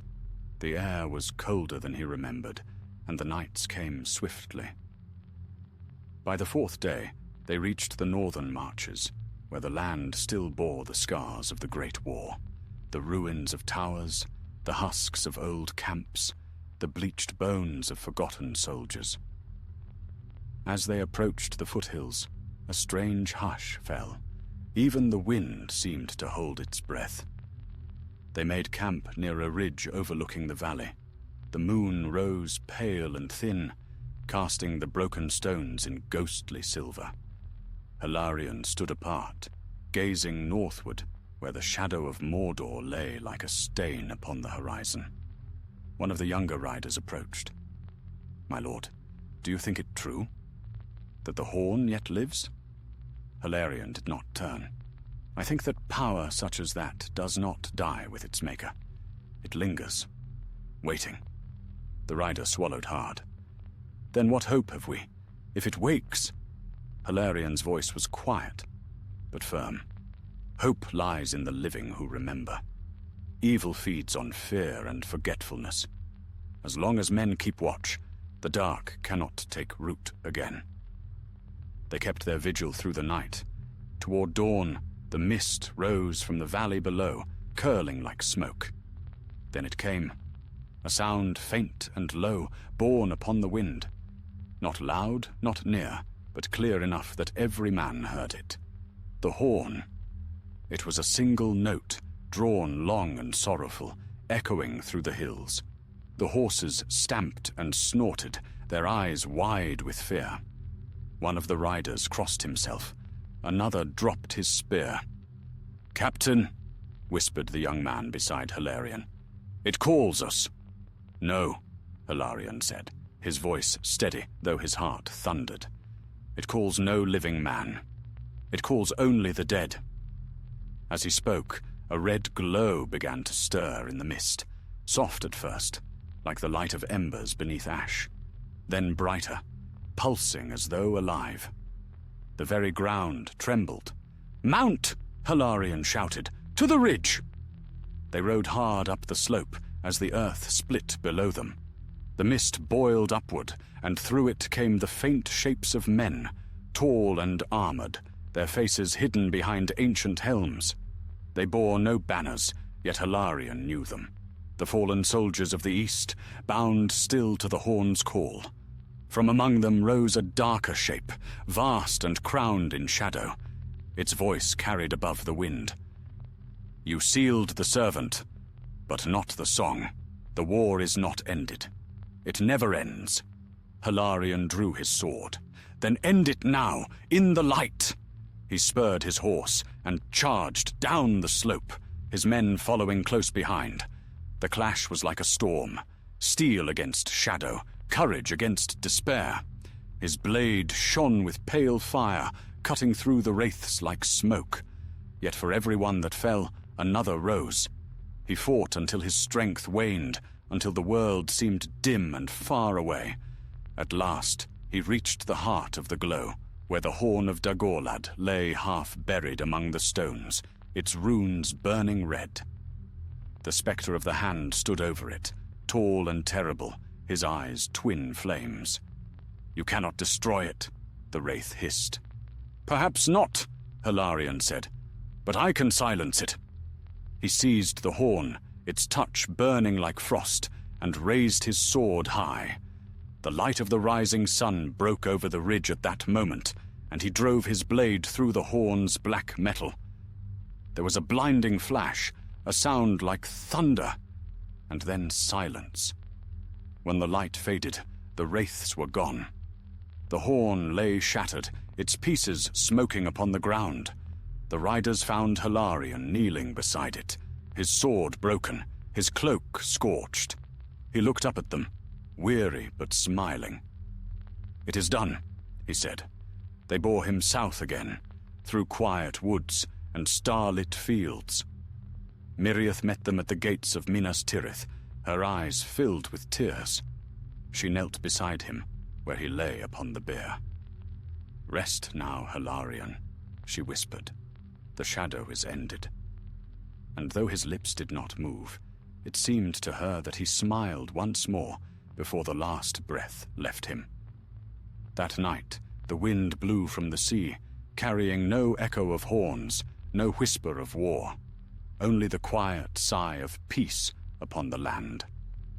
The horn of Dagorlad was no more, and the long darkness of that age had at last passed away. Yet in the deep earth, far beneath the world of men, where shadows go when all light fades, a single spark glimmered faintly, red as blood. Long years passed, and the memory of Hilarion the captain faded into song. In the courts of Minas Tirith, minstrels sang of the War of the Ring and of the king's great deeds, yet now and then an older voice would lift a quieter tune, a ballad of a soldier who bore no crown, but gave his life to silence, a horn that called to shadows. It was said that when the wind blew from the east, his spirit still kept watch over the borders of Ithilien, standing guard where light and dark once met. The world changed. Gondor prospered beneath the reign of King Elessar, and later of his son, Eldarion. The lands east of the Anduin grew green again, and the scars of war were softened by time. Roads of white stone stretched far into the wilderness, and men no longer feared to dwell beneath the mountains. New towers rose where ruins had stood, and the laughter of children rang where once only silence had reigned. But time, though kind, is a slow thief. It dulls memory, and turns fear into legend, and legends into tales for the hearth. Within 3 generations, the Horn of Dagorlad was little more than a story told to frighten restless boys. Few remembered that it had been real, forged in the black forges of Mordor itself. Yet the earth remembers what men forget. Far to the north, beyond the fields of Emin Arnon, there was a narrow valley where no plough ever turned the soil. Travelers avoided it, for beasts shunned the place, and even the birds flew wide of its shadow. In the heart of that valley, buried deep beneath stone and root, something stirred. The spark that had glimmered there since the day of Hilarien's death had not died. Slowly, through long years it grew, fed by darkness and memory, by the restless dreams of those who still longed for war. When the 50th year of King Eldarien's rule came, Gondor stood in peace, its banners bright and unchallenged. Yet in that same year, strange tidings reached Minas Tirith. Caravans from the east spoke of storms over the Sea of Rhûn, red lightning and tremors that split the earth. Shepherds on the plains of Ithilien whispered of hearing horns by night, faint, low notes that drifted through the mist. In the White City, these tales were laughed away. The world has grown old and forgetful, men said. No shadow stirs now save those cast by cloud and moon. But one among them did not laugh.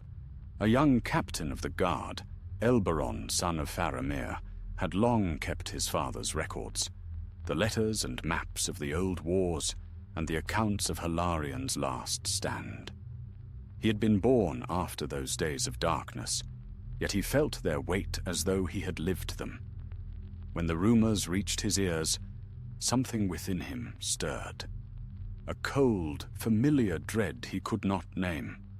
Late one night, he climbed to the highest terrace of the city and looked eastward. The moon rode pale among drifting clouds, and the land below lay still and silver. Yet as he gazed toward the mountains, a sound reached him, faint, distant, but clear. A horn, just one note, soft as a sigh. Elberon's heart tightened. "By the valor," he whispered, "it cannot be." The next morning, he went to his father, who was aged but still wise, dwelling now in the gardens of Emin Arnon. Faramir listened gravely to his son's words, his eyes shadowed by memory. "I had hoped never to hear that name again," he said. "But if what you say is true, then Gondor's peace is not as deep as we believed. You must go north, my son. Take riders you trust. Seek the valley where Hilarien fell, and see what stirs there." Elberon bowed. "And if I find it? Then you must end it," Faramir said simply, as he did. 3 days later, Elberon rode out from Emin Arnon with 10 riders, following the old northern road that wound through the forests of Ithilien. The air was cool, the sky overcast, and a hush lay upon the land. For 2 days they rode without incident, hearing only the whisper of wind through the trees. But on the 3rd evening, as the sun sank blood-red beyond the hills, they came upon a place where the forest ended abruptly, its trees blackened and twisted as if by fire.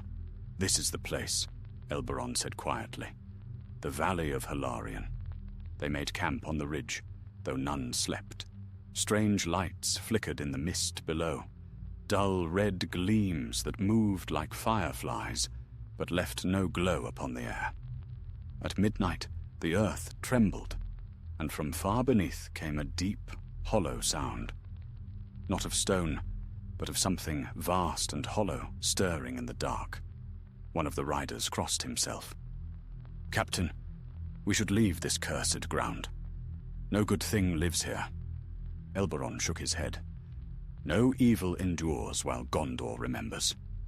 We came to end this. We finish what our fathers began." At dawn, they descended into the valley. The mist clung thick around their horses' legs, and the air was heavy with the scent of old ash. They found no birds, no beasts, only silence, and beneath it, that same faint pulse, like a heartbeat deep in the earth. Then, without warning, the ground shuddered. Cracks split the stone, and a shaft of red light burst upward. The riders staggered back as dust filled the air.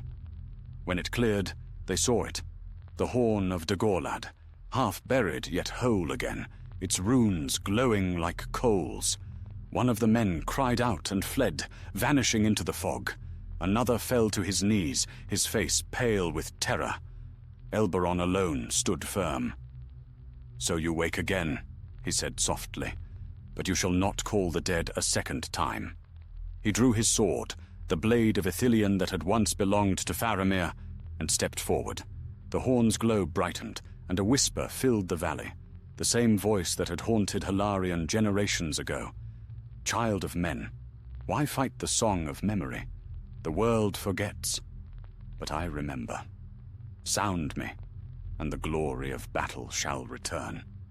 Sound me, and you shall be great." Elberon's hand trembled.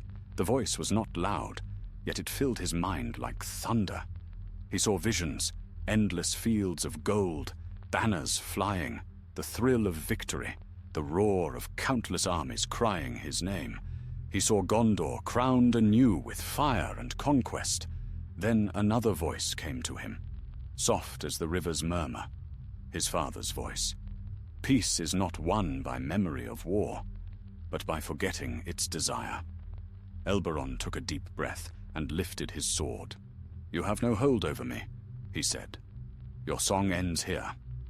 He drove the blade through the horn's hollow, splitting it in twain.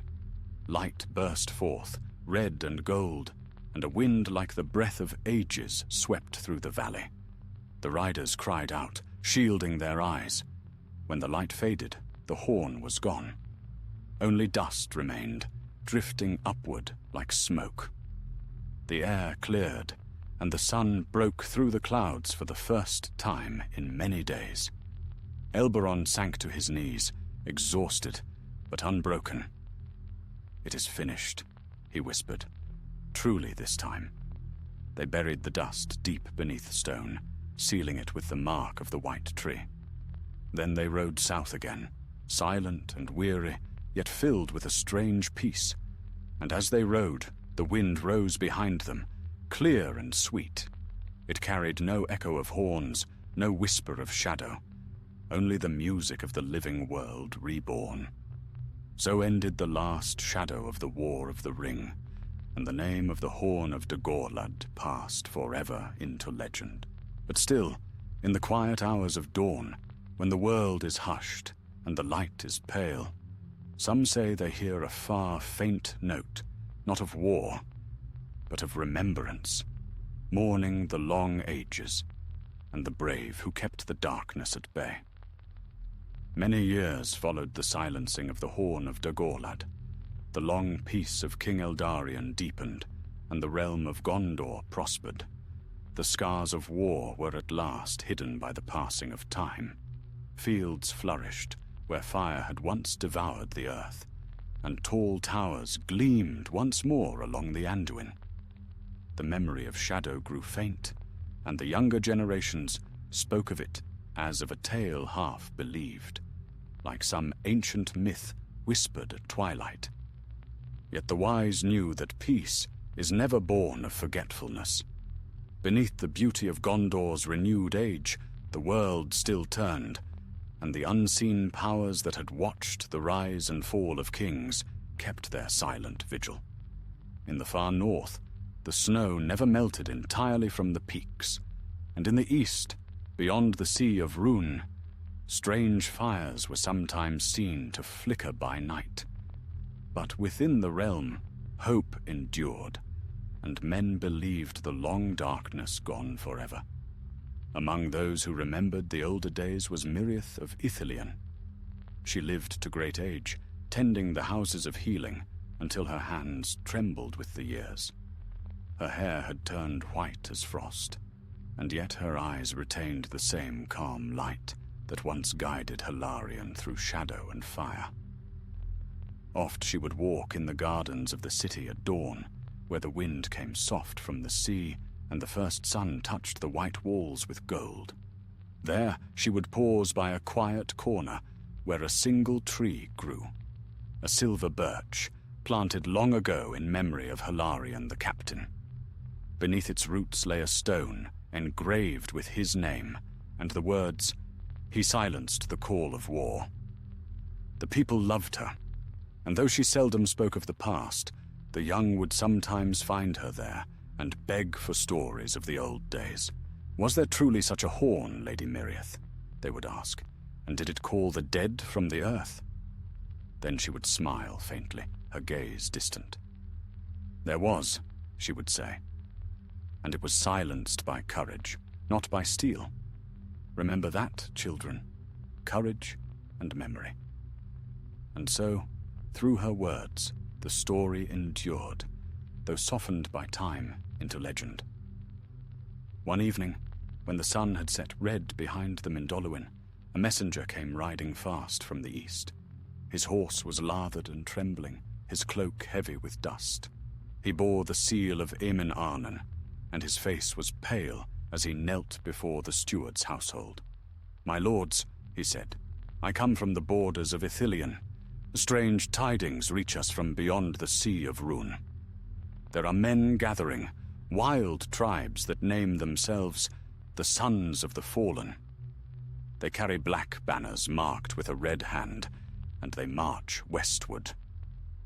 A murmur of fear spread through the hall, for long had peace endured, and even rumor of war seemed like a chill wind upon warm fields. That night, the steward's council was called in haste, and word was sent to the king in Anúminas. Riders were dispatched north and south, and the beacons upon the White Mountains were prepared once more, though none yet were lit. Miriath, hearing the tidings, sat long in silence. The red hand upon the banners stirred an old terror in her heart. "The hand of the shadow," she whispered. "His mark returns." At dawn she went to the birch tree and laid her hand upon its trunk. "Hilarion," she said softly, "the world calls again for your strength, but we who remain must answer in your stead." Before the next moon's turning, soldiers once more gathered along the borders of Ithilien. Among them rode Elboron, now old but strong, bearing the sword that had ended the horn's last call. His son, Arda, rode at his side, a young man, proud and keen, whose heart burned with the same fire that once guided his grandfather. "Father," Arda said as they passed through the golden woods, "are these tidings true? Can the dark rise again when the ring is gone and Mordor is dust?" Elberon's gaze was steady. "Evil has many faces, my son. It does not die. It changes. What we fight now may not bear the name of Sauron, yet it is his echo all the same." They reached the borderlands at dusk, and there before them lay the long plains stretching toward the Sea of Rhûn. A cold wind blew from the east, carrying with it a strange scent, dry and bitter, like ashes long buried.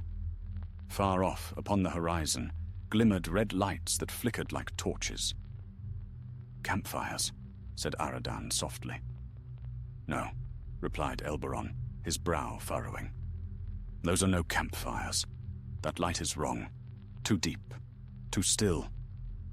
The next day, scouts returned with grim news. The tribes from beyond Rhûn were indeed marching west, led by a chieftain cloaked in black. They bore relics of old, blades forged of dark metal, shields engraved with runes none could read, and their war cry was not in any tongue of men, but a harsh chant that chilled the blood. Elberon called his men to council. "We stand where our fathers stood before us," he said. "This land was bought with their blood.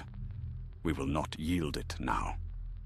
That night, as the armies camped, Aradan stood watch alone. The moon was hidden, and the air hung heavy with silence.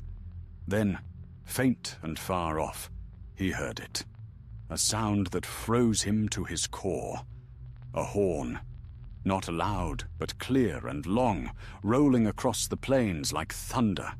He turned to the east and saw, through the mist, a glow rising from the horizon, red and steady, like the beating of a heart. When dawn broke, the tribes were gone, vanished as though they had never been. Only the wind remained, and the faint echo of the horn, fading slowly into the morning sky. Elberon spoke no word of it when they returned to Emin Arnon, but in his heart he knew. Something ancient had awakened again, carried by blood and memory. Back in Minas Tirith, Miriath felt it too. That night she dreamed of Hilarion once more, standing upon a shore of shadow, his sword in hand, watching the east. He did not speak, but the wind that moved his cloak seemed to whisper, "The world must never forget." When she woke, the dawn was pale and cold. The birch tree outside her window swayed gently in the wind, its leaves whispering like distant voices. Miriath smiled faintly, though tears glimmered in her eyes. "No," she said aloud, "we will not forget."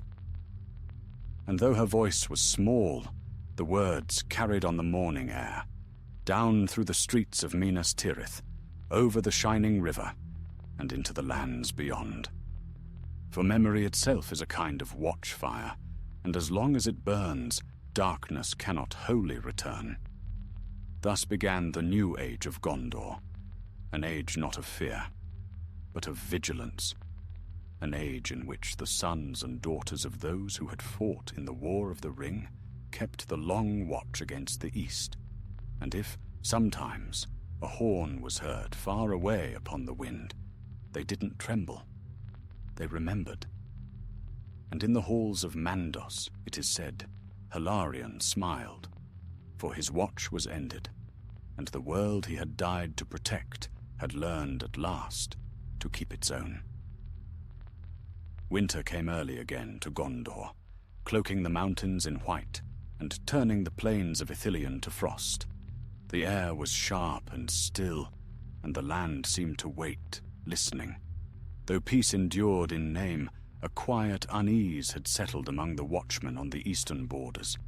They spoke in hushed voices of tremors felt beneath the ground, of lights seen over the mountains at night, and of the faint sound of horns echoing through the wind. In Minas Tirith, King Eldarion ruled with wisdom, yet his brow was troubled by the same rumors that whispered through the land. He called his counselors together in the great hall beneath the white tree, whose silver leaves now trembled in the cold wind. "The years have brought peace to Gondor," said the king, "yet peace cannot live where fear is sown. The east stirs again, and though we have no foe that bears a name, we cannot stand idle. The strength of our fathers mustn't grow soft." Among those who stood before him was Aradan, son of Elberon, grandson of Faramir, and great-grandson of the fair Hilarion. Young in years but seasoned in the wilds, he had already earned renown as a captain of the Ithilien Guard. His bearing was much like his forebears, calm, proud, and resolute.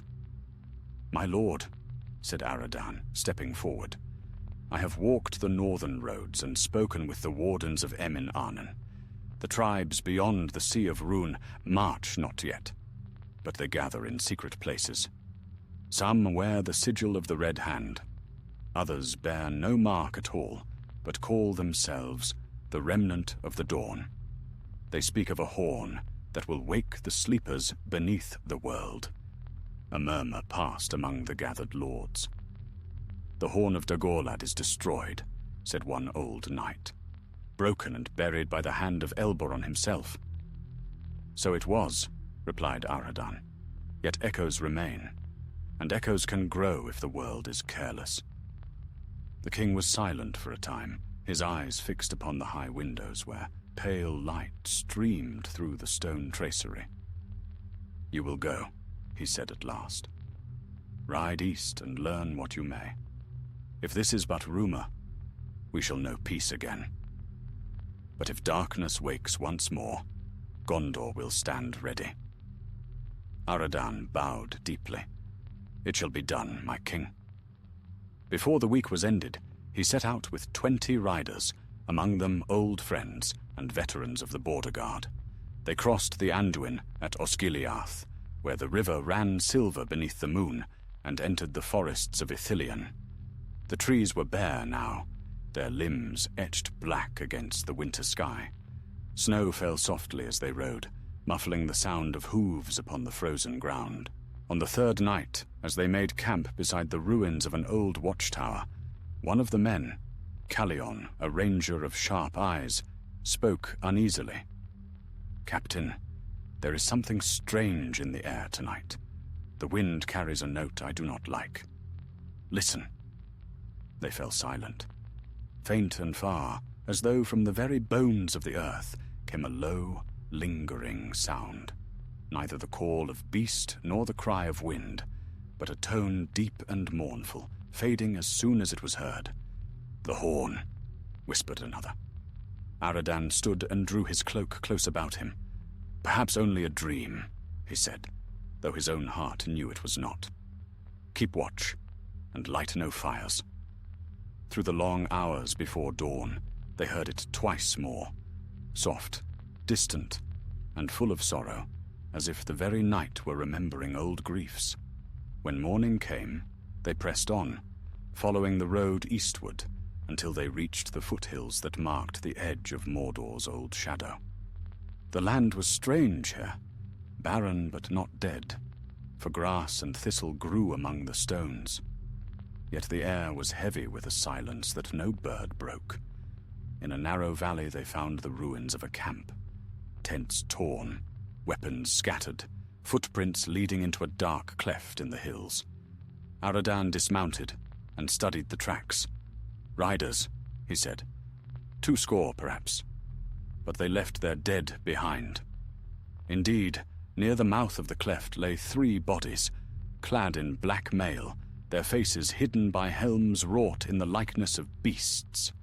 On each breastplate was painted the mark of a crimson hand. "The hand of the shadow," murmured Calion. "They should not exist," Aradan said grimly. "The red hand was broken long ago."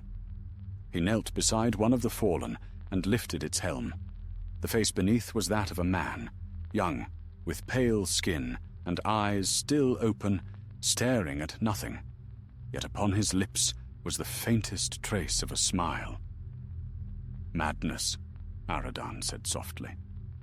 "Or faith." They entered the cleft cautiously. The tunnel beyond wound deep into the rock, its walls slick with damp. Strange carvings lined the stone, symbols like twisting roots and serpents devouring their own tails. The deeper they went, the colder the air became, until even their breath froze in the torchlight. Then they heard it again. The horn. This time it was not distant, but near, filling the tunnel with a sound so vast it seemed to press upon their hearts. The horses reared, and the torches guttered. "Hold fast!" Aradan shouted. "It is only sound. It cannot harm you." But even as he spoke, the earth trembled, and a fissure split the floor before them. From the darkness below rose a faint red glow. Dust fell from the ceiling, and the air was filled with a whisper, soft yet clear, in a language none understood. "Captain," gasped Calion, "something comes." The glow brightened, pulsing like a heartbeat, and shapes began to take form within it. Shadowy figures, half seen, their eyes burning faintly. They bore no weapons, yet dread clung to them like frost. Aradan stepped forward, his sword gleaming in the torchlight. "I am Aradan, son of Elberon, heir to the wardens of Ithilien. By the light of the white tree and the blood of my fathers, I command you, return to the dark that birthed you." The shadows paused, wavering. For a heartbeat, the horn's echo faltered. Then a voice, rose among them, cold and low, as though it came from beneath the world. "The sons of Gondor still defy the will of war," it said, "but war is the breath of men. It cannot be silenced forever." Aradan raised his sword. "Then we shall answer it with peace." He struck the ground with the blade. Light burst forth, white and pure, cutting through the red glow like dawn through storm. The shadows shrieked and fell back, fading into the cracks of the earth. The horn's echo wavered once more, then was gone, leaving only the sound of the wind in the tunnel. When the light faded, the fissure was sealed again, as though it had never been. The riders stood silent, their faces pale. Aradan sheathed his sword slowly.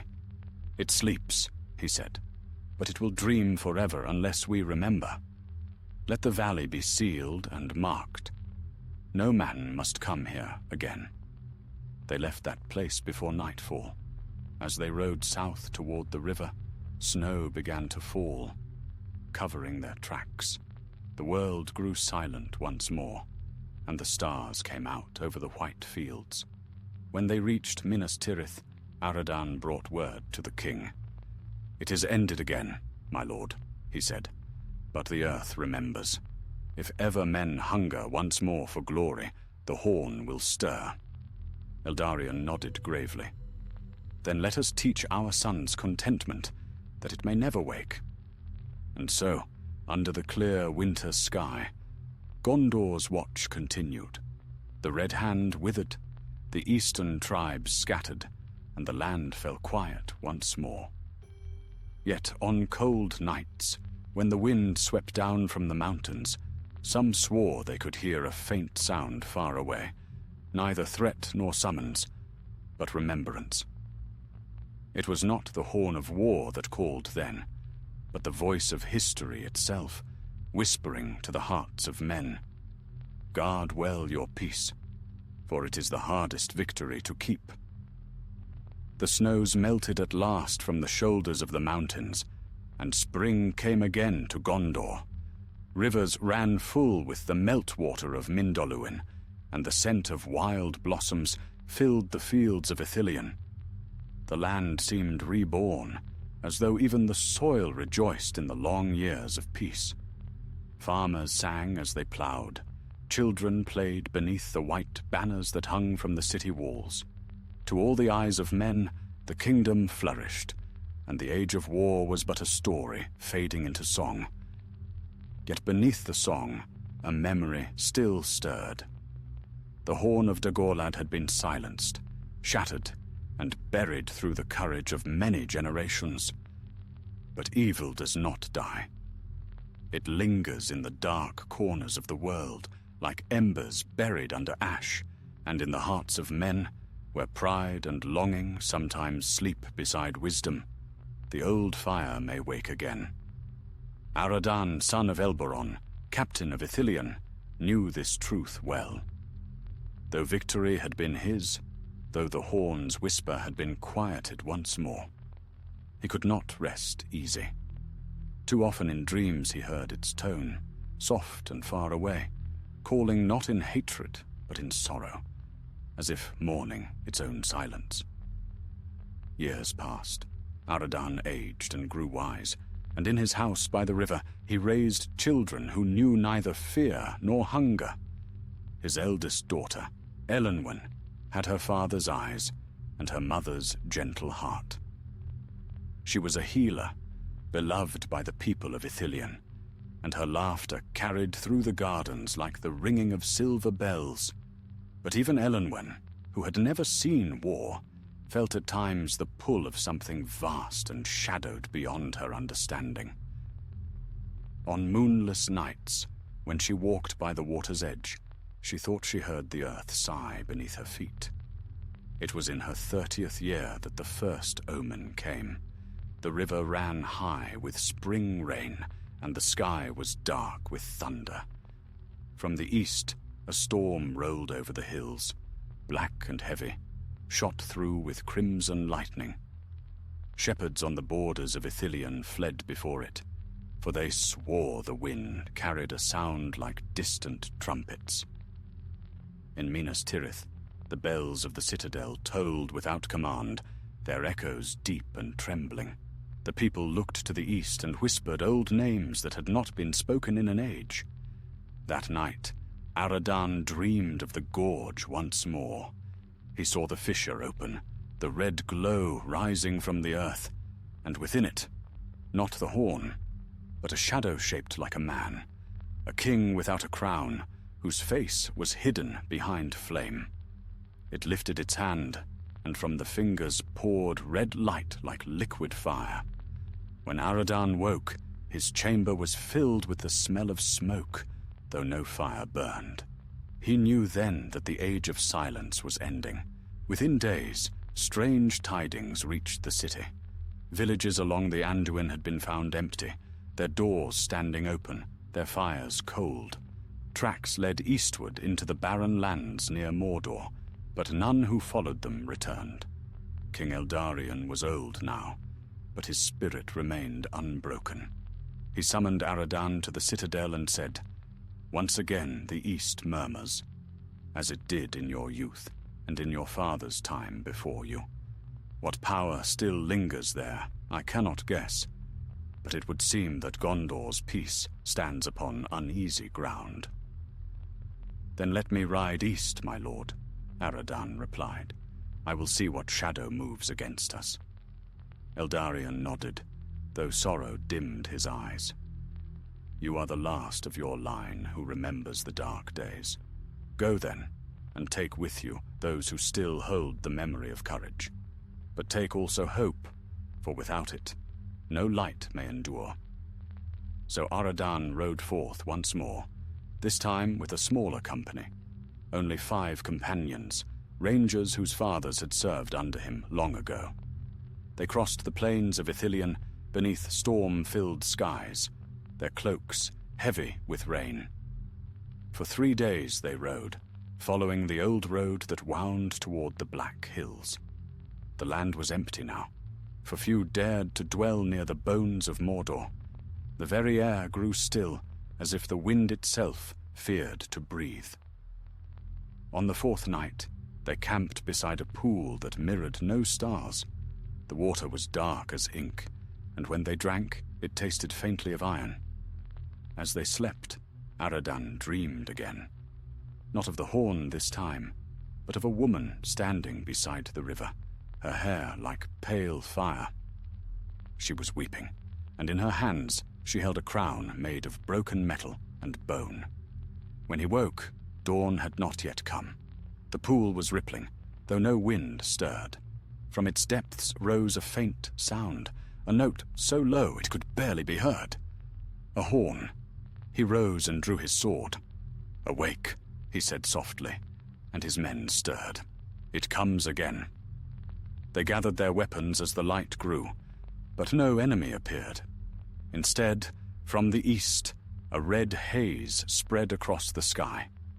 The sun rose blood-colored over the mountains, and the very stones seemed to glow beneath it. By noon, they reached the gorge, where the horn of Dagorlad had once been buried. The valley lay quiet, overgrown with grass and pale flowers. The seal carved there by Elberon's men still marked the stone, faded now, but unbroken. Aradan dismounted and approached it, his heart heavy. He knelt and touched the carving, whispering, "Peace, my fathers. Let it sleep." But even as he spoke, the ground trembled.